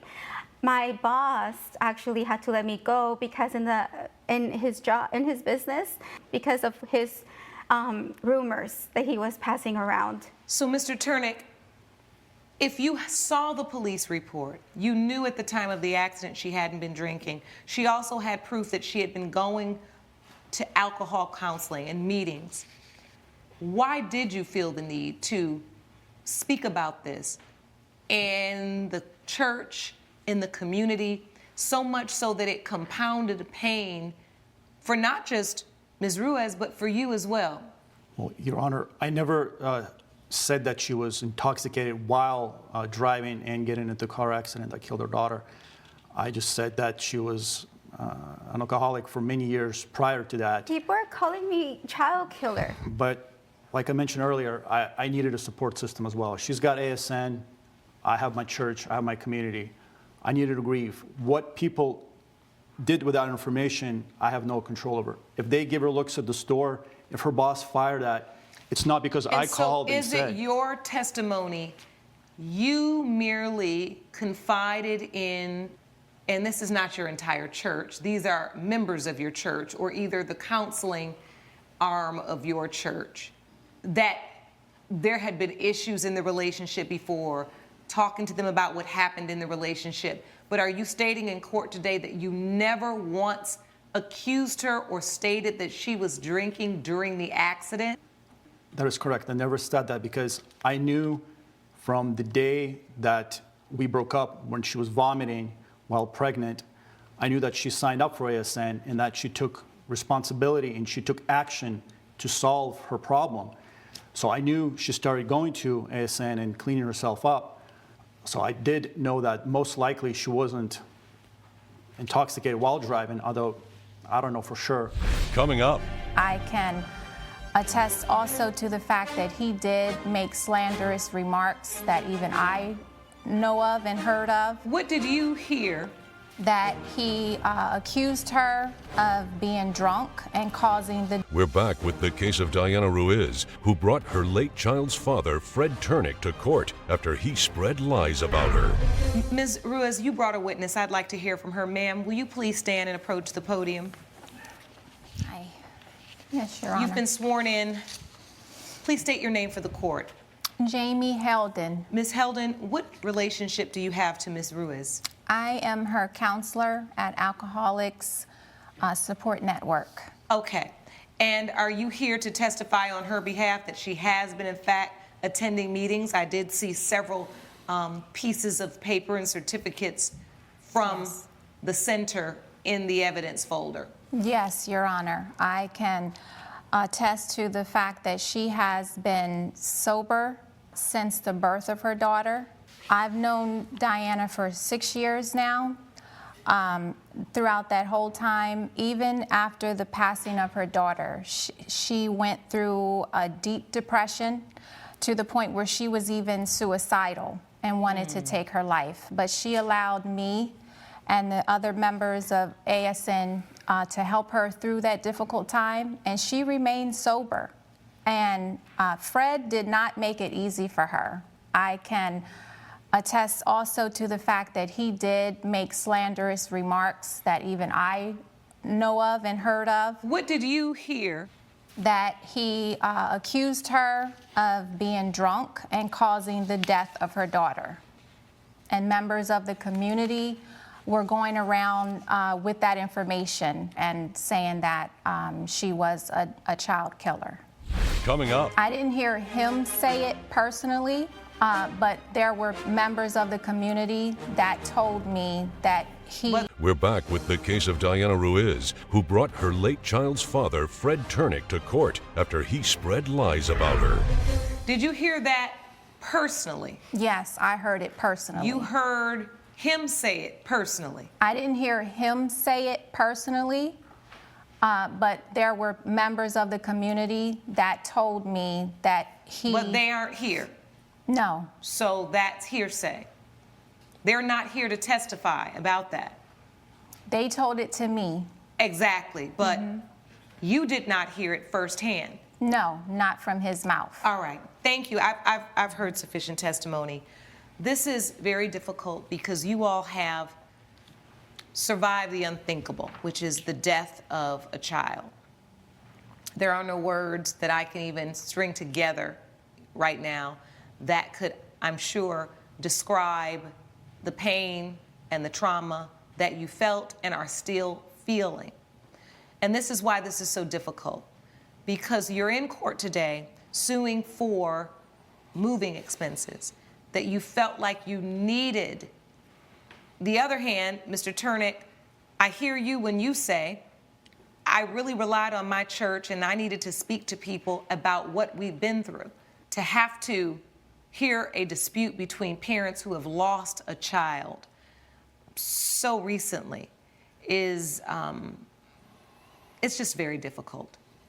Ms. Ruiz, even your witness testified that she had not heard firsthand Mr. Turnick say anything that would defame you, but she had an understanding through hearsay.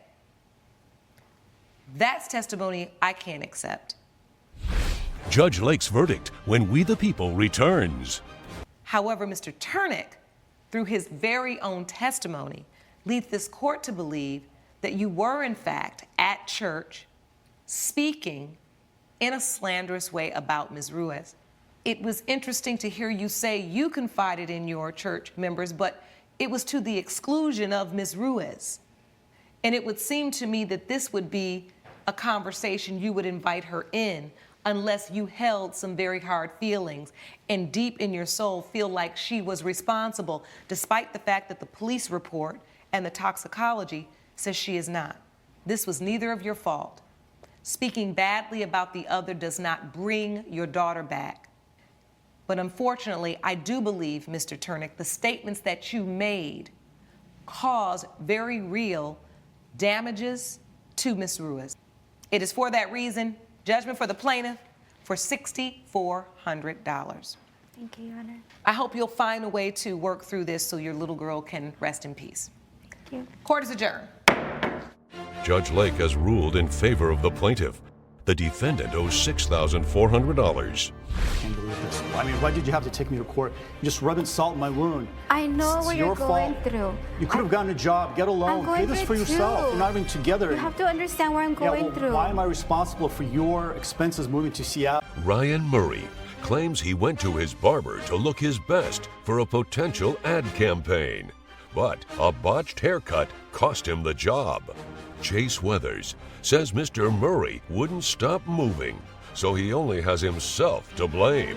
All rise.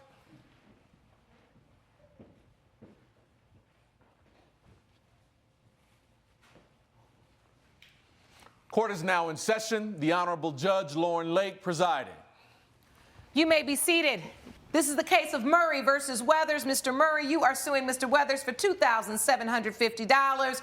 You say that he was negligent with respect to barber services. Is that correct?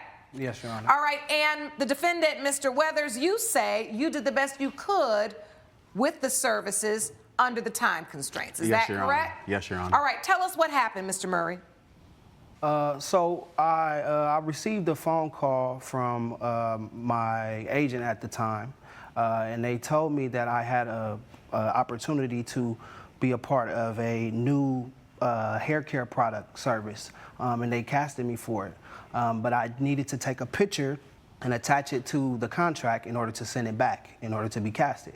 At the time, I needed to get a haircut. I called Mr. Weathers because he's been my barber, and I trusted him for the past 9 years. Okay. And I told him that I needed to get a rush cut because I needed to have this picture in by the deadline, which was 5 p.m.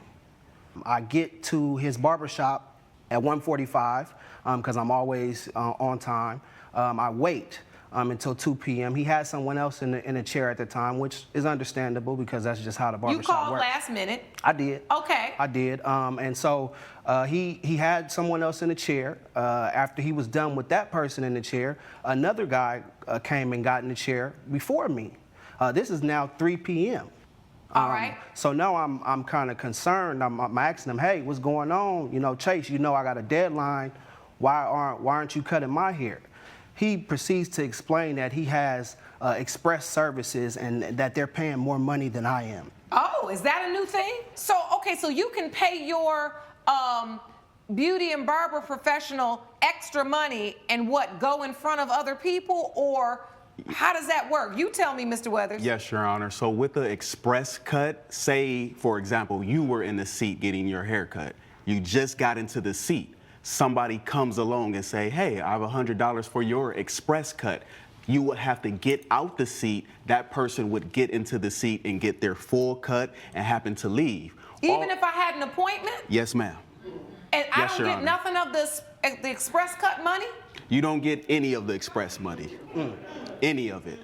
I own my own barbershop. I have my own rules. I'm well known around Detroit, Michigan. King Weathers. King Weathers said I have my own rules. Yes, What ma'am. are your rules? Yes, so one of my rules are express cut. So like I said, once you come in and you want to pay $100 for express cut, you'll be next. The cut happens to happen at 4:30, 4:45. So when that happened, I'm cutting his line. A lot of things are happening behind me, far as the sprayer that you put for your hairline is unplugged. I'm plugging it back in. He was distracted, Your Honor. He was distracted. He was on the phone with his girlfriend. He watching the TV. He talking to other customers. He eating chips in the back of my head. I felt chips on my head, Your Honor.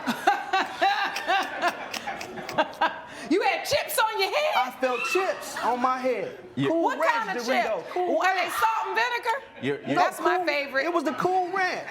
If I may, Your Honor. Listen.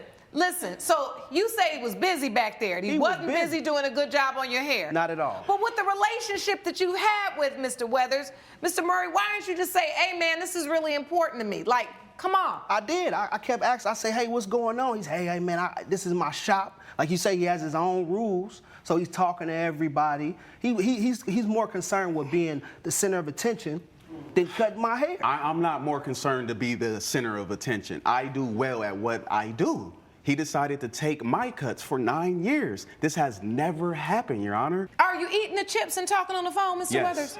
Yes, He Your said Honor. yes, he is. Yes, he Your is Honor. eating the chips. Yes, Your Honor. Because you haven't had any time to eat because you got express cuts and a full schedule. Yes, Your Honor. Coming up. When you get done with the haircut, what was wrong with it? Your Honor, I came to get an edge up, and he gave me a jagged edge. Oh. Yeah. And later. I showed her 3 or 4 different pictures. Were you all in a relationship? It was your yard? It was a polyamorous relationship. I was living in their house. We're back with the case of Ryan Murray, who brought Chase Weathers to court over a botched haircut and a lost job. So you eating your chips, you plugging in your stuff, you got to multitask, express cuts, you own the shop, you got rules. It's a lot going on, Mr. Weathers. When you get done with the haircut, what was wrong with it? Your Honor, I came to get an edge up, and he gave me a jagged edge. Oh. Yeah. So wait, it was little jack-o'-lantern? It was floating to the left like Gumby. You remember Gumby? Oh, yes. It floated like that. I know that. I love Gumby. Are you going to tell the truth? But listen, do you have a picture of that? I have a picture right here, Let me Your see. Honor. As you can see, it's slanted.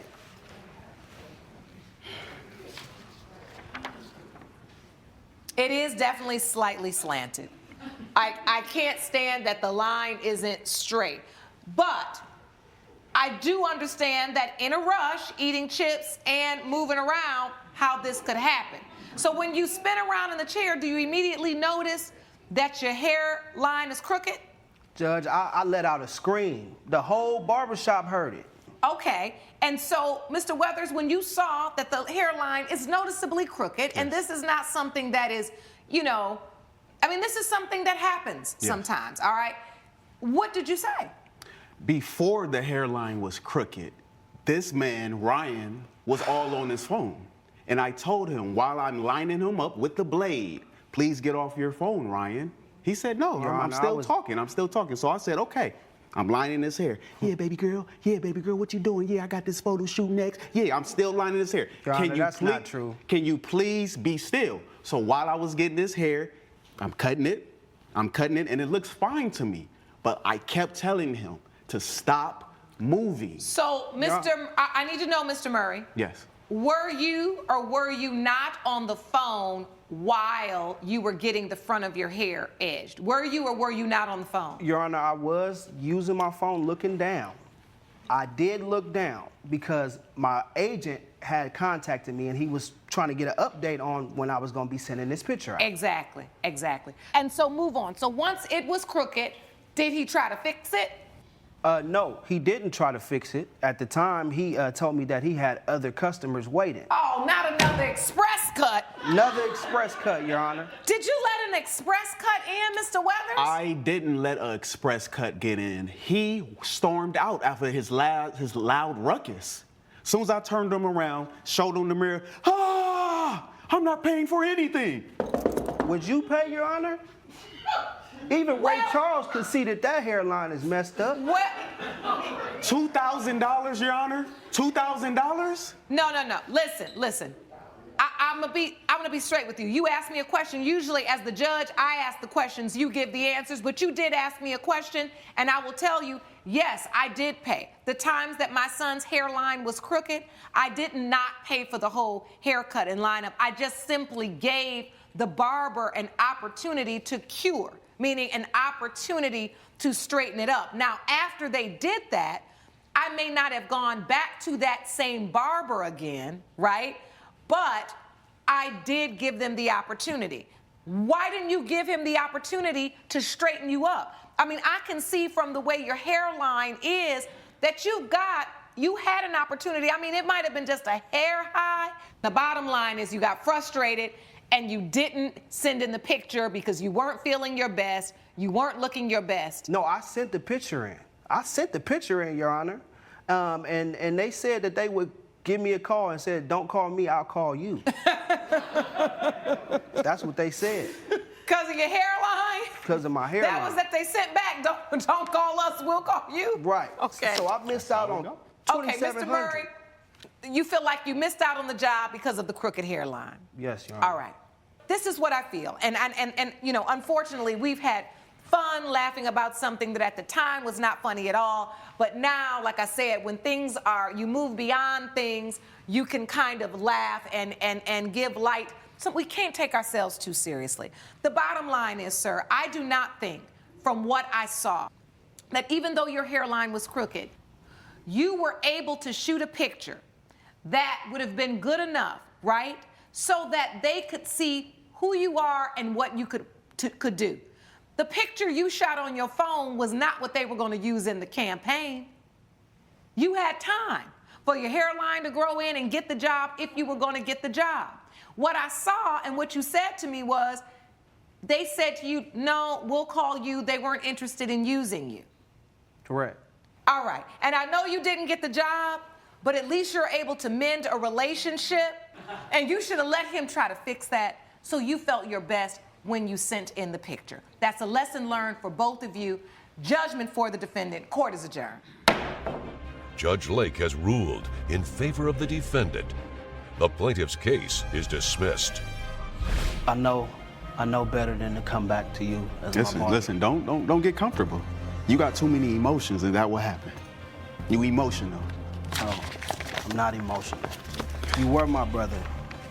Coming up. Is it because you felt some jealousy towards the other woman? I am not jealous about the other woman because we are in a polyamorous relationship. But the house is my house. I had bought that house before my marriage, so it's under my name. We agreed that he move in. We never agreed on somebody else moving. John Williamson claims he paid for a gazebo at his former partner's home, but was never reimbursed. Alicia Ramirez James says the purchase was completely Mr. Williamson's idea, so she accepted his kind gesture. This is the case of Williamson versus Ramirez James. Mr. Williamson, you are suing Ms. Ramirez James for $4,700.06 for the cost of home improvements. Is that correct? Yes, ma'am. And Ms. Ramirez James, you say that you do not owe plaintiff anything because it was his idea. That is correct, Your Honor. All right, I'd like to start with you, Mr. Williamson. Please tell the court about these home improvements. The home improvement was a gazebo that we built in the backyard. It was a prefab that was brought right in, fit right in the backyard. It was something that we agreed on. I showed her 3 or 4 different pictures. Were you all in a relationship? It was your yard? It was a polyamorous relationship. I was living in their house. All right, and so who paid for the gazebo? I did. So how much did you pay for it? $4,700.06. All right, do you have a receipt for that? I do. May I see it, please? I'll take all your evidence, sir. And so, Ms. Ramirez-James, do you dispute any of the plaintiff's testimony thus far? Thus far, he's correct. He's correct? Yes. Okay. So you do install this prefab gazebo. How does it happen that you go from building a gazebo and home improvements to moving out? What happened? Well, as I said, we have a polyamorous relationship, and I was seeing somebody else. Coming up. I wanted her to move in with me at the house. You were asked to go ahead and move in, and then you were trying to move another girl in. Yes. We're back with a dispute between John Williamson and his former polyamorous partner, Alicia Ramirez-James, over the cost of a gazebo. Ooh, y'all are busy. Miss Ramirez knew who she was, and that she had been to the house a few times, and her lease was coming up, and she traveled a lot, so in between times, I wanted her to move in with me at the house. Oh, so you were asked to go ahead and move in, and then you were trying to move another girl in. Yes, after 2 years, yes. You weren't happy with that arrangement? You didn't agree to that? Your husband and you didn't want that? Absolutely not, Your Honor. And why is that so unheard of? What, you seem like that was just too much for him to suggest or ask. I am not jealous about the other woman because we are in a polyamorous relationship, so we are all allowed to have other partners, and that is totally agreed upon. But the house is my house. I had bought that house before my marriage, so it's under my name. We agreed that he move in. We never agreed on somebody else moving in. All right, so Mr. Williamson, I'm not sure how you can invite or say you wanted another woman to move into a house where you aren't even on the mortgage and someone is basically having you live there. I was paying rent, Your Honor. Did you have a lease? I did not. Okay. Did you bring proof of your rent payments? I did not. Did he ask you, do you want me to build a gazebo? And you said yes? You wanted to install that gazebo because you thought it was a great idea and that you would be happy to pay for it. No, I did not say that. The conversation was organic. We discussed it. You said you would like to have that for entertaining out here. Did I built a ask fire you? Pit. And did I ask you to pay for a gazebo? You didn't ask me not to pay for it. Did I tell you put a gazebo in my house? I brought you all the 3 different unique designs of them, and you said, okay, I like this one, But and that's I the one never I got. told you you have to put a gazebo in my house. Judge Lake's verdict when We the People returns.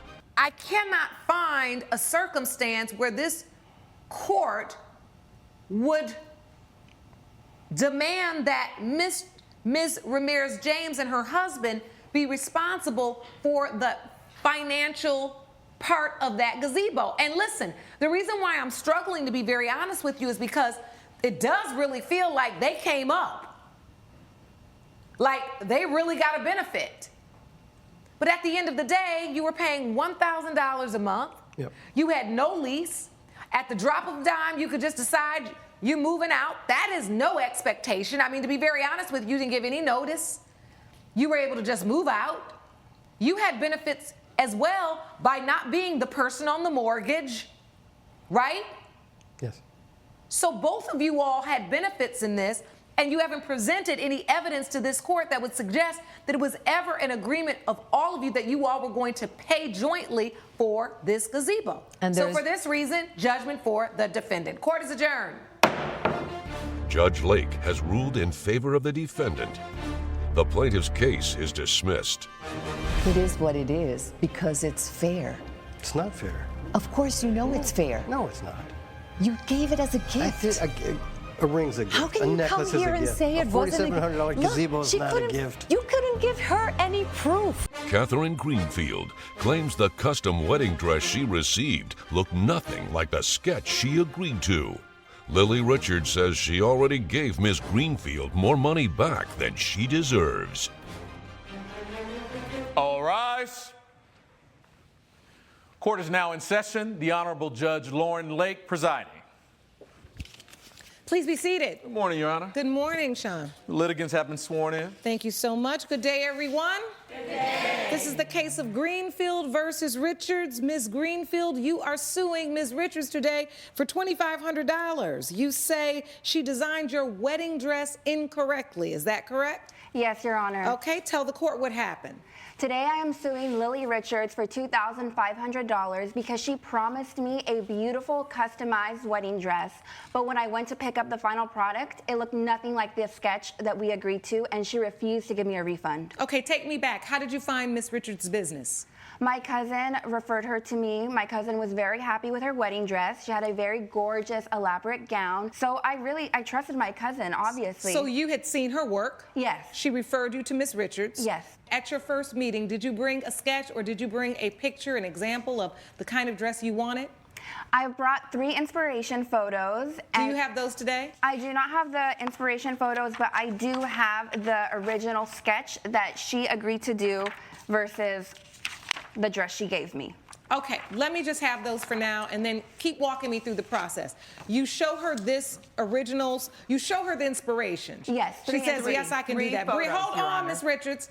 I'm sorry, Your Honor. Oh, so what I want to know is you go to her, you bring the inspiration photos. From the inspiration photos, you decide on this dress. Before we reached that design, she did show me around her showroom. She tried to convince me to buy a dress that was already made. I did not like any of the dresses. It took her hours, Your However, Honor. I feel like she was really trying to make a sale because she told me, oh, any dress here, if it's not to your liking, I could customize it, I could add more embellishments. Okay, but stop. I want to hear from you, Ms. Richards, now, and I want you to take me back to your first encounter and the inspiration photos that Ms. Greenfield presented to you. The 3 inspiration photos, did you feel like those were dresses you could accommodate? Your Honor, what she said is that she wanted me to incorporate 3 inspirational photos into some dress. With only 3 months to her wedding, she wanted me to make her a brand new dress from scratch. There is no way, Your Honor, and I'm sure you understand this, that I could create a dress for her in 3 months, incorporating 3 different photos. That's when I begged her and pleaded with her to Your Honor, I brought her 3 photos because to go through my... Stop. This is what I want to understand. So when you saw the inspiration photos, you said to her, I cannot do what you're asking for in 90 days, so you gave her options. I could do another style of dress, which is, I hope, this kind of sketch. This is what you agreed upon. Or you could take a dress that's already in the shop and I can add to, take away from that. Is that clear? Yes, it is. I just wanted to clarify if you wouldn't mind. Okay, so what I said was that there's no way that I could make you a dress from scratch. First off, she has a very low budget, which I'm not used to, but I took pity on her and I wanted to help her. So I said to her, instead of, just saying no to you, go through my clothes, my beautiful dresses that have already been made, and pick one.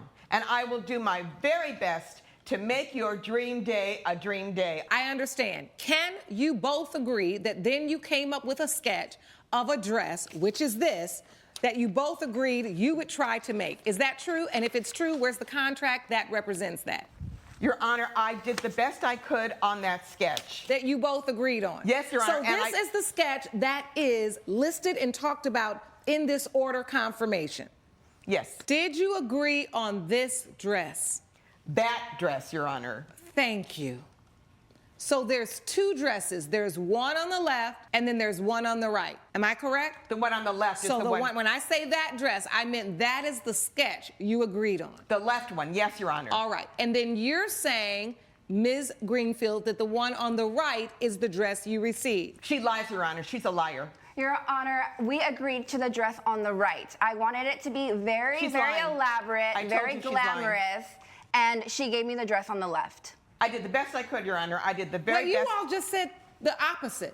Yes, I wanted the dress on the right. I told her I could not make that dress. I made it very clear that I would not be able to make that dress, that if I had to make that dress, the dress would be shifted, it would be it just wouldn't look right, Your Honor, and it would be damaged. Then why did she sketch it in the first place? Because I wanted to help you. I took pity on you. Coming up. So you gave her the dress and $1,000 back? Yes, I did, which I thought was a very extremely generous talking offer. at the same time.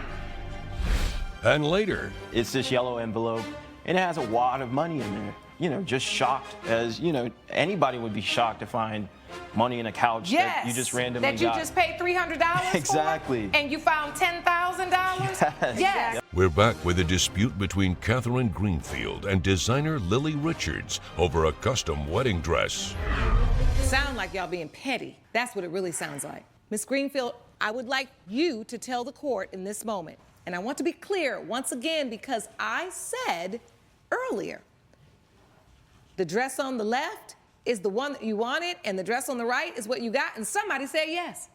So the truth is, it is this dress over here is the one you wanted on the far end. Yes, Your Honor. And you got the dress that's closer to me. And she agreed on that dress. She agreed on the dress. Please tell me what about, and I see a difference, but it is not so substantial from the sketch. Oh, she wants what she wants. Miss Richards, I am going to always give you a chance to respond, but you've got to allow me an opportunity to have her say something that you can respond to. Very upsetting, Your Honor. I know you're upset, but be quiet for a minute. Okay, just tell me, what was the huge difference? What were you disappointed about? I wanted floral embellishments covering the entire dress, going all the way down. Okay. I wanted pearl beading with crystal lining, and I wanted some more shape and lining up in the bodice area. Okay, and you wanted all this for $2,500? Yes, she told me she could do it. Miss Richards, now I want you to tell me from the dress that she asked for, how did you come to make the dress on the left? Okay, I explained to Catherine over and over and over that I would not be able to do exactly what she wanted. There's a family relationship here, and I wanted to stay in good standing. I really tried to do the very best that I could. Let me now address the order confirmation that you gave me. It says one bridal gown with customization. Quantity 1, price $2,500. Ball gown style dress, client wants fuller skirt. We got a fuller skirt. Add floral embroidery down the dress. I see floral embroidery down the dress. Add pearl beading lined with crystals. Is that the bodice? Yes, Your Honor. It's the bust line, Your Honor. Just she the wants bust to line. accentuate her breasts on her own wedding, turn it into some kind of a striptease Oh my God. or a burlesque show. Your A wedding Honor, should she be elegant. A she wedding has should been be rude and beautiful. A wedding is unprofessional a with me this blessed entire event, time. Your Honor. And Hold on, let's get some order. First of all, there is nothing about this dress that looks like strip club, so I don't know what you're talking about. I realize you're upset, but you're taking it too far now. I want to now understand, you're telling me that you promised her that it would be substantially similar if you couldn't get it to her at her price. None of this is on your order confirmation, though. I understand that, Your Honor. Unfortunately, a lot of it was verbal. I trusted her, and I thought that we could work I trusted together. her, Your Honor. I spent believed her. hours on that dress, Your Honor. I spent hours. What did you end up wearing? Did you end up wearing the dress? I did not wear one of Miss Richards' dresses, no. So I what had to happened? buy another dress. I had to gave buy her a the dress, random Your Honor. dress I gave off her the rack dress and $1,000. at the last minute. So you gave her the dress and $1,000 back? Yes, I did, which I But thought it was a wasn't a very full refund. extremely I generous Stop talking offer. at the same time. You gave her the dress and $1,000. So when she complained, you said, I'll give you the dress and $1,000. I could not give her a full refund because I had already embellished and customized the dress, which means that I can't resell it. So out of the goodness of my heart and because I cared about her, I gave her $1,000, which I thought was an amazingly generous offer, and the dress. All right, so you can resell the dress? No, she can't. Yes. Ms. Richards, if she owns the dress, she can resell the dress. What are you talking about? I'm a brand name, Your Honor. Yeah, you're a brand name that sells dresses to people, and once they pay for them, they're theirs to resell, give away, wear, and do whatever they want to do. I'm starting to question how doing business with you really was. That's one thing in court. You got to know when to talk, and you got to know when to be quiet. Yes, Your Honor. There's no way she could probably make the dress you were talking about for $2,500. The two dresses that I'm looking at are not so different. And it is for that reason I am not going to rule in your favor, Ms. Greenfield, because as a bride, no, you're going to hear me. Don't talk. Everything outlined in this contract is done on that dress. And I hate that you didn't have the dress you wanted for your wedding and you had to go buy something else, but that does not mean that Ms. Richards did not perform her duty to the best of her ability. And with that said, judgment for the defendant, court is adjourned. All rise. Judge Lake has ruled in favor of the defendant. The plaintiff's case is dismissed. I know you had something against me from the beginning. Right through you. Oh my God. She saw everything. You know what? You're going to pay in another way. No, Just I'm wait. not. Just no, wait. I'm not. Just and you know wait. what? I want that dress back. You give me You know my what? dress I'd rather back. throw it away. You may now exit the courtroom. I'd rather throw that dress away.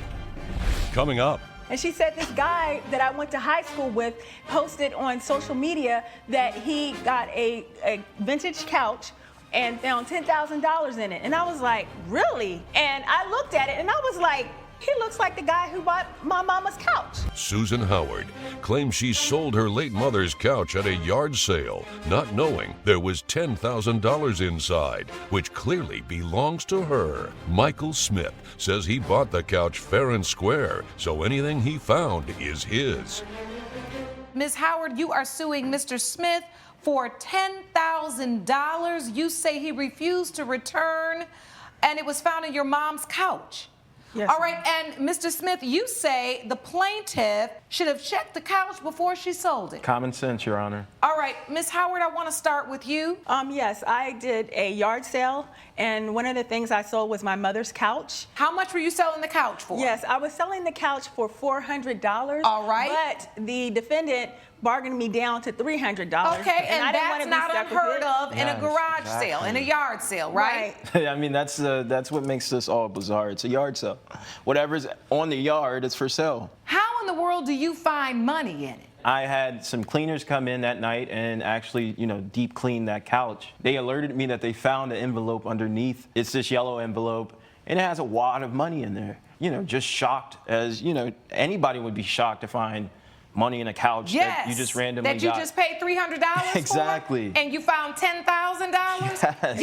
Yes, ma'am. Yes. So what did you do the moment you found it?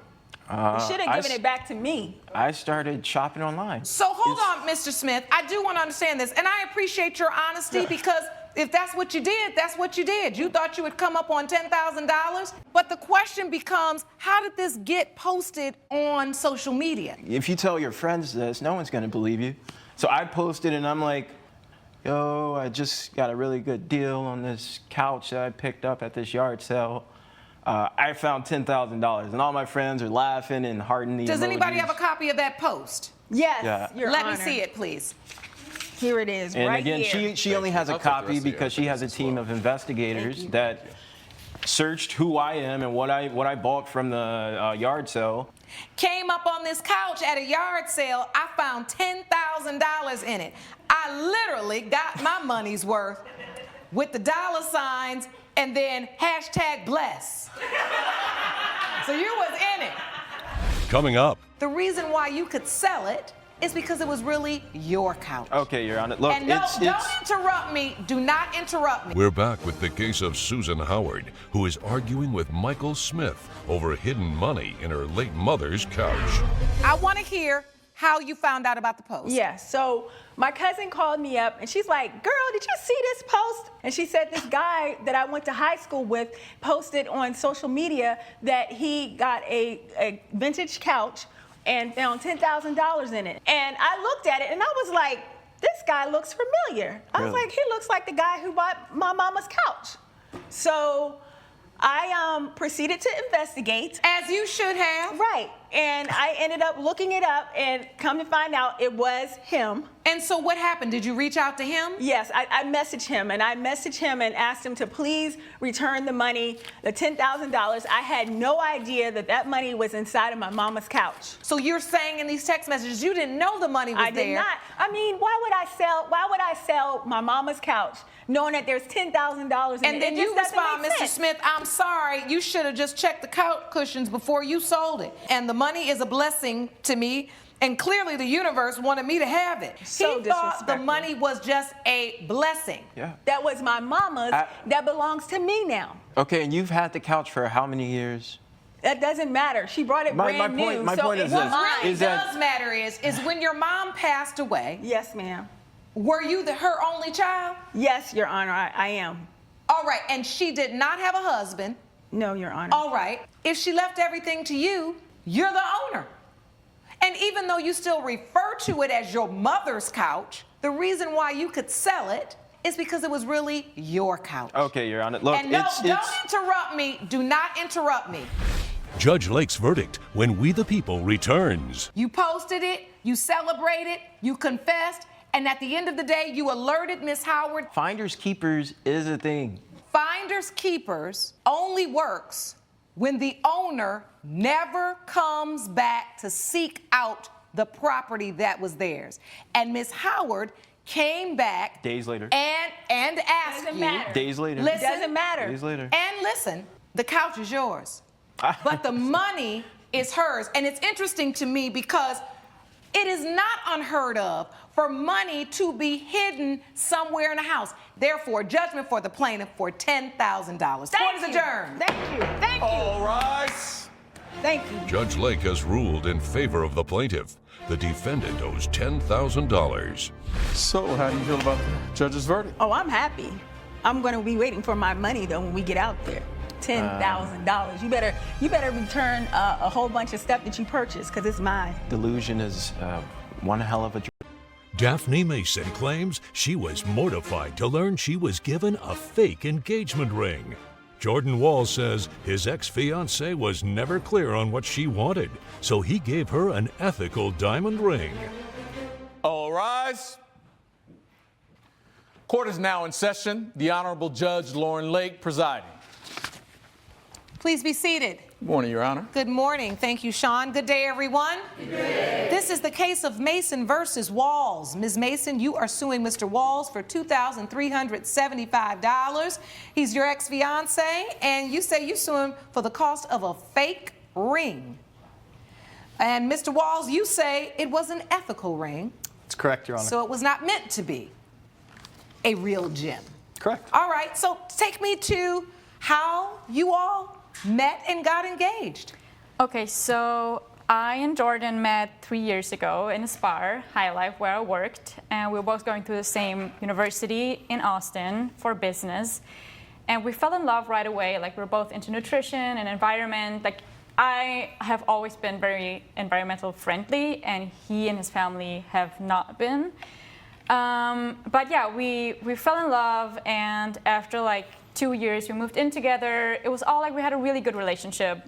And then eventually we decided on getting married. And so I'm from Germany originally, and I don't need him for marriage, but I thought it's nice, we love each other, like we should do that. But it was not even a romantic thing, which I think now looking back at it really bothers me. Your Honor, But, she yeah. did not want it to be a romantic thing. But I never said I didn't want it. Daphne, this is the basis of our relationship has been no gender roles, has been The basis of our progressive. relationship has been love, I hope. Of course. You are correct about that, Daphne. Yeah. But we met at the spa. You know, she always steered me towards non-cruelty products, towards, you know, as she said, I come from a family that is not super environmentally friendly, and she taught me about this, and that kind of formed the relationship that we have, or had, was environmentally friendly, was progressive, was no gender roles. So this was something that we spoke about. Okay, so we did, yeah. So this is what we did. So we agreed on getting married, getting engaged, and we said that both of us should have a ring, like an engagement ring and an engagement ring for me. All right. So I went, and you have to know that I don't have a lot of money. I come from, like, I don't have a support system. I live here by myself. He has a huge family. They're really rich. Daphne, but you know yeah. I don't take money from my family. Yes, that's what I come from. Yeah, but you have I a don't- support system. I don't. And I built my own business a year ago, and it's a small, tiny business. I don't have a lot of money. You know that. And we split everything fair. Get us to the ring. Yeah. So I went, chose like the most expensive, beautiful diamond ring for him. It wasn't and the most expensive. So you all were going to do something progressive, and you were going to buy Mr. Walls a ring for the engagement as well. Right. This is what we like. We like the idea that we it's both going to be an exchange. Correct. So you weren't going to wait until the wedding for an exchange of rings. You're going to do it now for the engagement. Well, we want to exchange engagement rings and then And an engagement of course, party. with an engagement party, and then we would exchange wedding bands. At the So wedding. you both agreed on that? We did. Yes, we like the idea, both of us. So what went wrong? So we planned a party, an engagement party, where we were to exchange the rings. And I loved the ring he gave me. I was really proud of it. It was like a huge diamond. It looked so gorgeous. And I went and I showed it to everyone. And then after 2 weeks, because I loved it so much, I went back to the jeweler where I bought his ring and asked the jeweler if we can get like matching wedding bands. So do you have a picture of that? Yes. Here, I'll take it. Okay. There we go. And the jeweler laughed at me and said it's a fake ring. It's not a real diamond. It's not a real diamond Daphne, ring. it's an ethical ring. Okay, it's not but it's a fake ring. And it still was. It wasn't wildly expensive, but I still spent a nice amount of money on it. I wasn't going to get But you. the embarrassment, you understand how embarrassing that is? And so these are the rings? Yes. You see, it's a very nice ring. It's a nice ring. I did not spend no money on it. I spent a nice And how amount. does anybody else know when they're looking at it that it's not a real diamond? They didn't. The jeweler told me. The basis of our relationship, yes, is love, Daphne.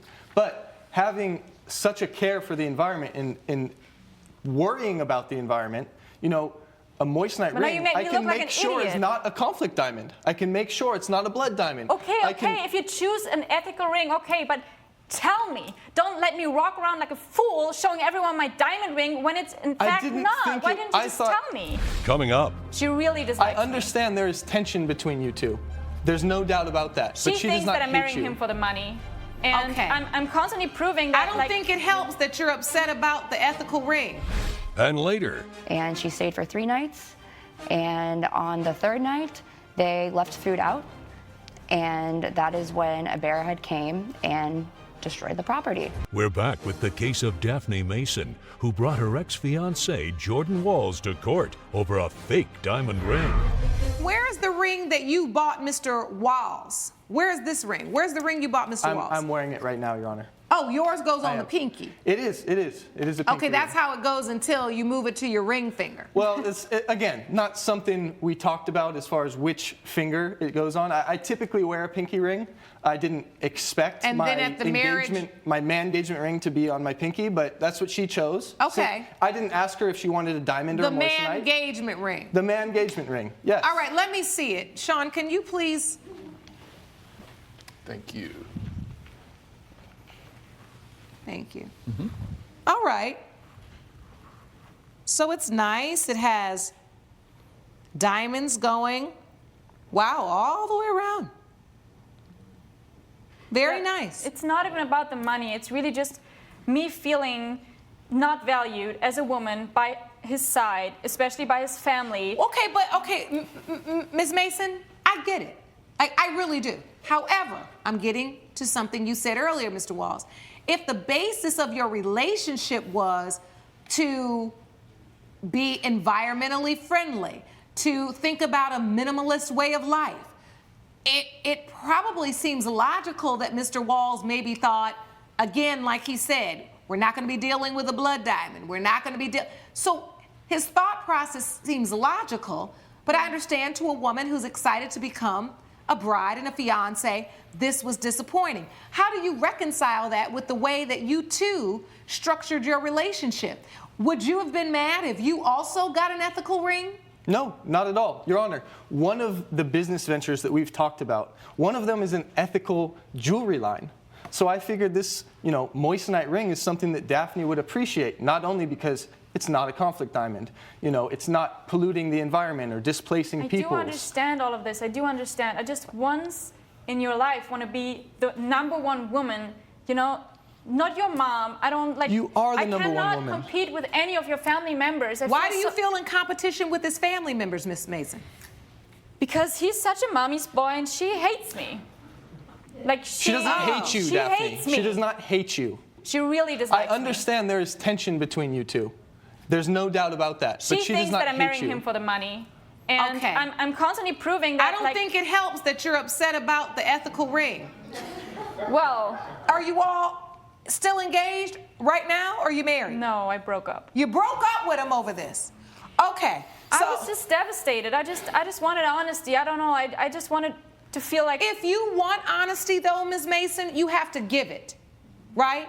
And it could have been a simple conversation about, I love ethical jewelry. I want to do the jewelry line. But when it comes to my engagement ring, this is what I want.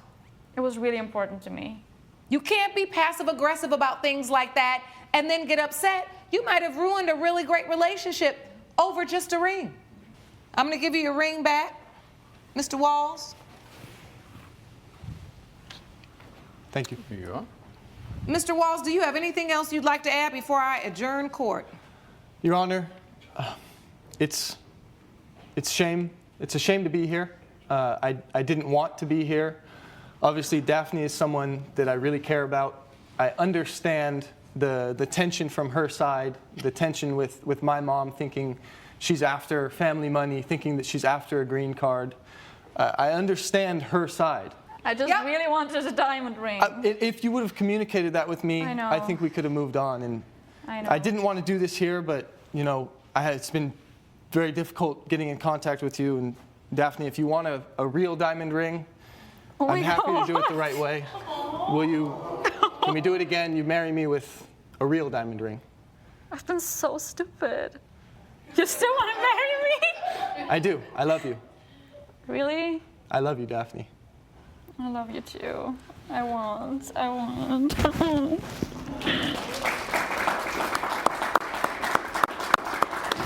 That is so cute. Put the ring on. You didn't do that right. Oh, excuse me. Yes. Go on your knee again. Yeah. This is, Your Honor, this is where You said you don't understand women. We're teaching you right now. That's what we said. Do it over. Lord, you two, this is why I'm here. Right. Thank you. There Thank we you, go. Your Honor. Very Thank nice. No, thank you. I appreciate the fact that you all worked through a very difficult moment. And you know what, Ms. Mason? Honesty is the best policy. So with that said, judgment for the defendant. Court is adjourned. Judge Lake has ruled in favor of the defendant. The plaintiff's case is dismissed. So how do you two plan on moving forward? Well, I'll choose the wedding rings, I guess. I guess we're back on track, and I'll be moving back into the apartment and out of my family's house, so that's good. Yeah. Coming up. Did you sign a contract, Ms. Salas? I did. Did you bring it? No, I assumed that Miss Annalise would bring it, but I would like to state that there is no information about leaving food out. And that would help prove your case, so you shouldn't assume Ms. Raven is going to bring anything. Annalise Raven claims her vacation rental's outdoor space was destroyed by a bear after food was left out on the patio. Larissa Solis says the plaintiff's signage at the cabin was unclear. This is the case of Raven versus Salas. Miss Raven, you are suing Miss Salas for $983 in property damages. Is that correct? That is correct, Your Honor. And the defendant, Ms. Salas, says you claim that her property had improper signage, correct? Yes, Your Honor. Let's start with you, Ms. Raven. Why are we here? We're here because of Larissa's negligence. A bear has damaged my patio and pool. Okay, so what does that have to do with her? So, Larissa decided to rent out my cabin for a few nights. Do you rent out this cabin normally? Yes, I have been renting out my cabin for about 3 years now. Okay, do you know Ms. Salas? I do not know her personally. All right. And she stayed for 3 nights, and on the 3rd night, they left food out, and that is when a bear had came and destroyed the property. How do you know they left it out on the 3rd night if you weren't there? So I have cameras outside, which she knows about for security purposes. That's when I had gotten a call from my neighbor saying they heard loud noises, and that's when I had then received a call from Larissa saying that there was a bear in the pool. Do you have the contract that she signed when she rented the place? I have the agreement, and I have pictures from afterwards. Thank you. So, Ms. Salas, you wanted to go stay at a cabin? Yes, I did, Your Honor. You wanted to just have a little fun in the wilderness? Yes, I wanted to stay for 3 nights at Miss Raven's cabin. I was having my bachelorette party, and I just for your bachelorette? Yes. She never said that. Well, I only had 5 guests, my close friends and family, and Miss Raven met all of them. Coming up. One of my bridesmaids decided to go for a little dip in the pool. Once she went out there, she saw a bear was in the pool. We're back with the case of Annalise Raven, who blames Larissa Solis for a bear damaging her property. She says you left food out and a bear came. Yes, Your Honor. So tell me about your party. Did you leave food out? Is this or is this not true? Well, so the stay was for 3 nights, and on the 3rd night, on the 3rd day, actually, we were having lunch out by the pool. It was about 1:30, and then at about 4:30, we moved inside, and at 6:30, one of my bridesmaids decided to go for a little dip in the pool, and once she went out there, she saw a bear was in the pool. And she freaked out, she started screaming, ran back inside. We closed the windows, locked the door, and then we immediately called Annalise. I have a strict do not feed the bears policy. That could be scary. So you have a strict policy. Correct. And they do know. not feed the bears. Correct. Wow. That was a big one. It must have been hot. You say don't feed the bears. Is that in your contract? So I have a sign in my kitchen, and I reiterated that to them. It's a sign in the kitchen. A sign in the kitchen. But it's not on the contract. I believe that I don't see a contract for the stay. Do you have a contract for the stay, or you just have? I believe that there are the invoices of the damage and the pictures of the property damage. And no contract. Did you sign a contract, Ms. Salas? I did. Did you bring it? No, I assumed that Miss Annalise would bring it, but I would like to state that there is no information about leaving food out. And that would help prove your case, so you shouldn't assume Miss Raven is going to bring anything. Judge Lake's verdict when We the People returns. So we're here suing on property damages for a clause that really should be in a contract, that's not in a contract, but is posted in the kitchen. You know it's out in the woods, in the wilderness. You know that there are bears. So much so that you tell people don't feed the bears. But let's be clear. Some people may interpret that to mean let's not, purposefully and intentionally set food out to feed the bears, right? Because people need to understand if it's that much of an imminent danger, right? It needs to be in your contract. It needs to be posted everywhere. It needs to be posted on trees. It needs to be posted by the pool. But you don't have any signage or anything in the contract that tells people, all right, well, if you're not going to intentionally go feed the bears, let me give you another few enumerated situations that you need to avoid living here. You have not proven sufficiently that Ms. Salas should be liable for the damages to your property that the bear caused. Judgment for the defendant. Court is adjourned. Judge Lake has ruled in favor of the defendant. The plaintiff's case is dismissed. You got lucky. You can kiss your rating goodbye. Okay, well, I hope your marriage is just fantastic. It is, thank you. Okay. George Miller claims when he got to his daughter's wedding, her stepfather walked her down the aisle instead of him. Brianna Miller says, unlike the plaintiff, her stepdad was always there for her. All rise. Court is now in session. The Honorable Judge Lauren Lake presiding. Please be seated. Good morning, Your Honor. Good morning. Good day, everyone. Good day. This is the case of Miller versus Miller. Mr. Miller, you are suing your daughter, Ms. Miller, for $606 for travel costs you say you incurred and you were cut out of her wedding last minute. That is correct, Your Honor. And the defendant, Ms. Miller, you say it was a gift. Is that correct? Yes, Your Honor. All right. So, Mr. Miller, take me back to how you got cut out of your daughter's wedding. Okay, Your Honor. Well, I'm going to start from the beginning. Her mother and I were together, and we separated when she was about 6 years old. Tried to keep the marriage together, but her mother was very impersonal and cold to me, so I left. And Your Honor, if I may, My mother was cold to him because he cheated on her. So is that true, Mr. Miller? You cheated on Miss Miller's mother? No, Your Honor. I ended up marrying the woman and I have had children with the other woman too. So. Wait, you said no, but I married the other woman, so you did cheat? No, Your Honor. We separated and then we were married. More lies, Your Honor. All right. So it is your testimony that you were not in any other relationship until after you separated and divorced Ms. Miller's mother, and then you married someone else. That's correct. So keep going. Long story short, later on I moved 2 states away. I was a plumber, and I still am today. And then she was basically shut out of my life. I tried to stay in contact with her. I would send birthday cards, Christmas gifts, never getting anything. Your Honor, I never received any of these cards or gifts that he's speaking of. I don't know where this is coming from. And I believe that, Your Honor, because her mother was that vindictive. She would keep things away from her and not allow me to contact her and have anything to do with her. So, Mr. Miller, you say you did reach out, but you're saying your daughter's mother kept that away from you? Yes. And so you all were estranged for how many years? Up until when she was 18. Then she reached out to me, and we started corresponding again, and we were building up a pretty good relationship for that time afterwards. She was going into college. I helped her finance her apartment. I helped her with part of her tuition.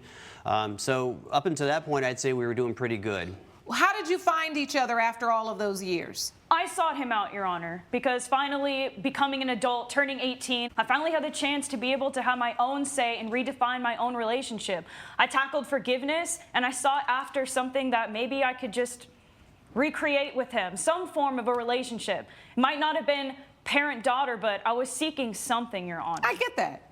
Every child deserves the opportunity to know who their mother and their father is, and most importantly, how and if I can forgive him. The issue with that, Your Honor, is that his love is just transactional. Can you give me examples of that? He tried to pitch in towards my tuition, towards a little bit helping me pay out for an apartment, made a little bit here and there to contribute, but Your Honor, to me, that's not redefining and building a relationship.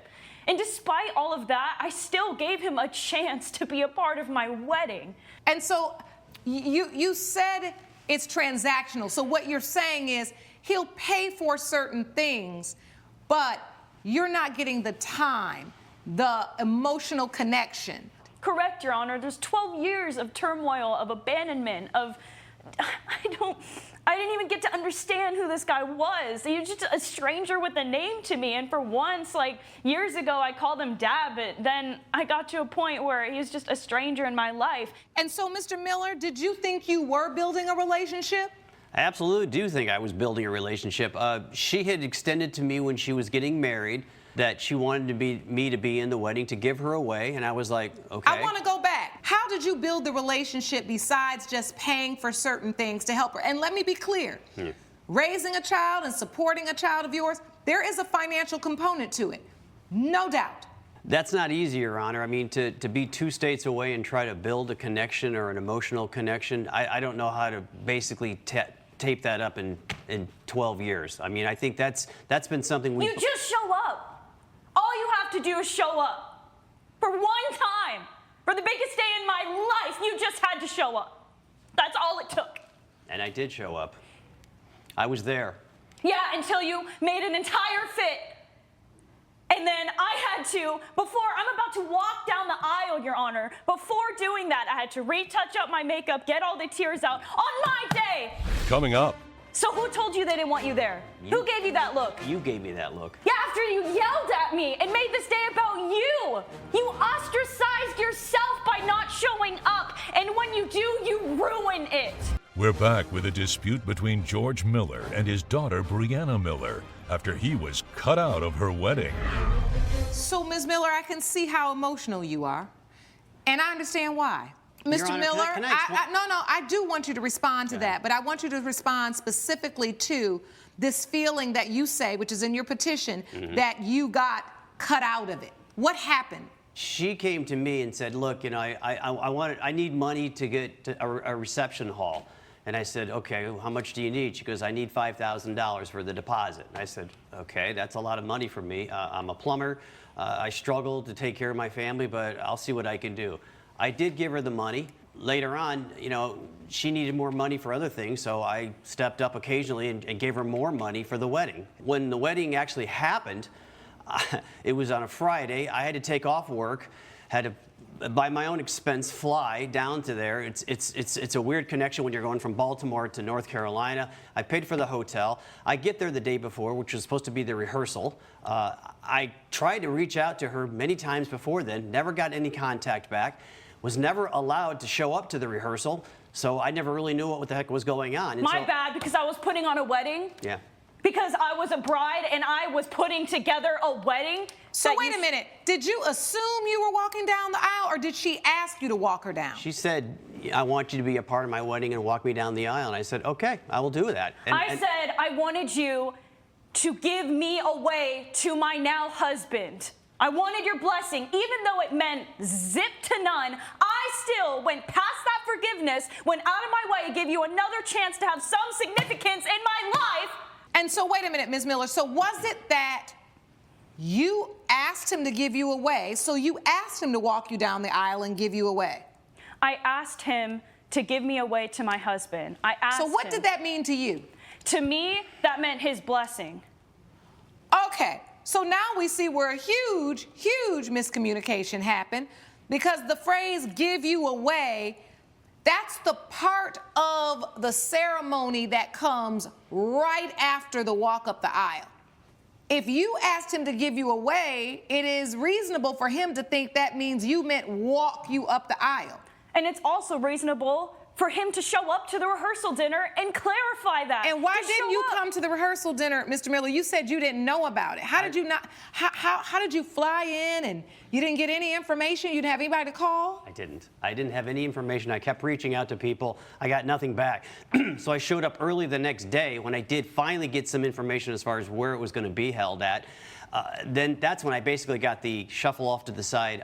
Yeah, you're not in the wedding. You're going to be sitting back here. And I'm like, excuse me? I'm supposed to be part. I'm part of the wedding. I helped pay for the wedding. I want to talk to my daughter. So that's when I took her aside. And you said to her, what's going on? I thought I was supposed to walk you down the aisle. That is correct. And then what happened, Ms. Miller? I'll tell you right now, it was not a discussion. It was him yelling and getting mad that someone else, who rightfully so, took his place and walking me down the aisle and giving me away to my husband. And what made you switch to your stepfather? I decided in the rehearsal dinner, knowing that my biological dad did not show up, it wasn't even an option at that point. He wasn't there. He probably wasn't going to show up either. So before the rehearsal dinner, you were going to have your biological father walk you down the aisle, and then at the rehearsal dinner, when you didn't see him, you decided to tell your stepfather to walk you down? Correct. I solidified that decision, Your Honor. All right. And meanwhile, you're thinking he didn't show up for you, and I get it. You want him there. He did show up for you with the $5,000, but he didn't show up for you. You thought he wasn't there. With those $5,000. And you got triggered about all the abandonment and everything that had happened in all the years, and then you worked yourself up. And I will say, honey, bride brain is something else. So you get to the wedding, you get basically benched, Mr. Miller. I hate to say it like that, but that's what you felt like, I'm sure. Correct. And you watched somebody else play what you felt like should be your position. However, her stepfather, he obviously had a very significant part in your life if you asked him to walk you. Yes. So this was the man that raised you? Yes. So, Mr. Miller, given the circumstances and how long you had been estranged from your daughter, and I know you had done some financial, you've given financial support, is there a way that you could have just said, you know what, this is all working out odd, but we really just reconnected. I'm happy, she's happy. Why pull her aside and make a big thing about it? Why not just let the stepfather, you know this person stood in the gap. Why not just allow him the space to walk her down the aisle and allow her to have a day? Why express your disappointment then? Well, I think, Your Honor, I think it was obvious. When I showed up, everybody just kind of shuffled me off and acted like I shouldn't be there. Who said they didn't want you there? You were in the rehearsal hall. You weren't in the middle of the aisle amongst everyone in the ceremony. Well, everybody It was just me and you. It was just me and you. So who told you they didn't want you there? Who gave you that look? You gave me that look. Yeah, after you yelled at at me and made this day about you. You ostracized yourself by not showing up, and when you do, you ruin it.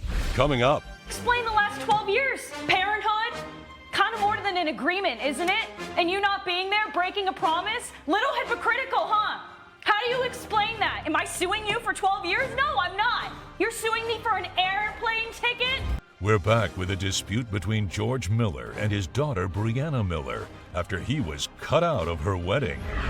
So I can see there's a lot of anger here, and I am going to bet my bottom dollar that this is not just about the wedding, right? There's just a lot of unresolved issues that Ms. Miller is still carrying, and Mr. Miller, you've got to understand that. And to be very clear, you suing for $606 after you already gave her $5,000, what really is the point of that? Because you really want back your travel costs because you felt like you came in to walk her down the aisle, and when you got there, you got replaced. And I'm not saying you shouldn't feel a way. That would make anyone feel a way. But if you already gave $5,000 and you're not asking for that back, Right. what is the $606 going to do? It's to get her to acknowledge that she's just, like her mother, she just basically blows off when something doesn't go her way. And So she's are not you, happy. okay, all right, so now we're going there. And you know what, if it takes coming to We the People for you to go where you need to go, well, let's go. Because you just said she's acting like her mother.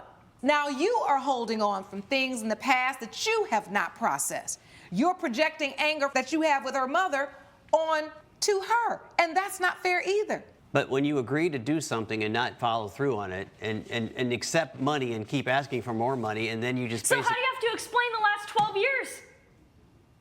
Parenthood? Kind of more than an agreement, isn't it? And you not being there, breaking a promise? Little hypocritical, huh? How do you explain that? Am I suing you for 12 years? No, I'm not. You're suing me for an airplane ticket? Coming up.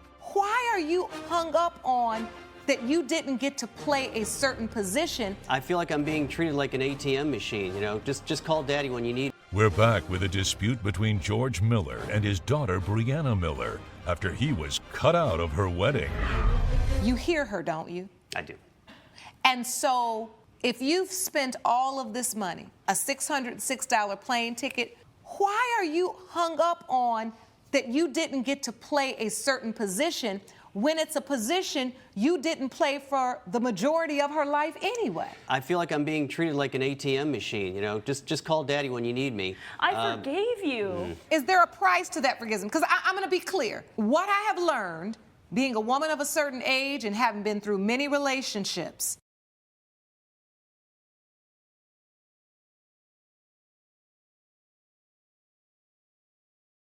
some good, some bad, right? Is that everyone has a different love language they speak, a way they express their love, right?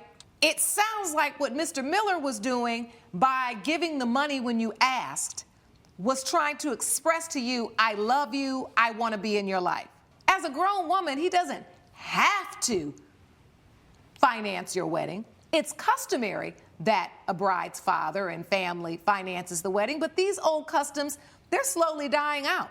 Your Honor, who spends $5,000 for a venue and doesn't know the location? I don't know. He had the invitation. What I'm saying is we're getting lost in the semantics.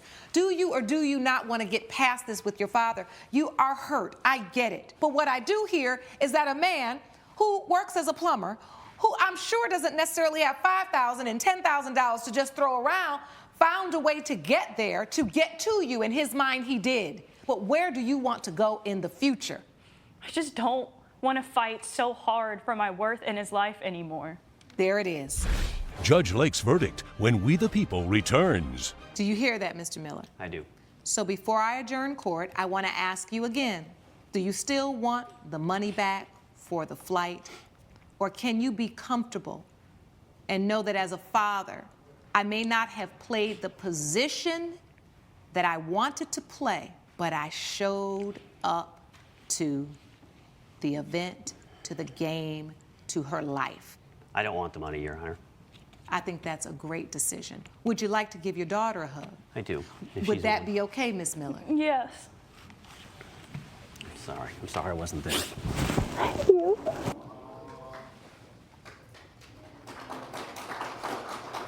Very good. You can go stand with your father. You all been across the aisle long enough. It's time for you all to figure out how to remain on the same side of the aisle and not let life and misunderstanding separate you again. This is a new day and a new opportunity to grow together. Do you understand? Make the best of it. It's a blessing to have this opportunity. Thank you. Thank you, Your Honor. Judgment for the defendant. Court is adjourned. All rise. Judge Lake has ruled in favor of the defendant. The plaintiff's case is dismissed. So what's next for you? We'll see. Just rebuilding from here. Just rebuilding a new connection and a better foundation than transactions. Sounds good. Follow me.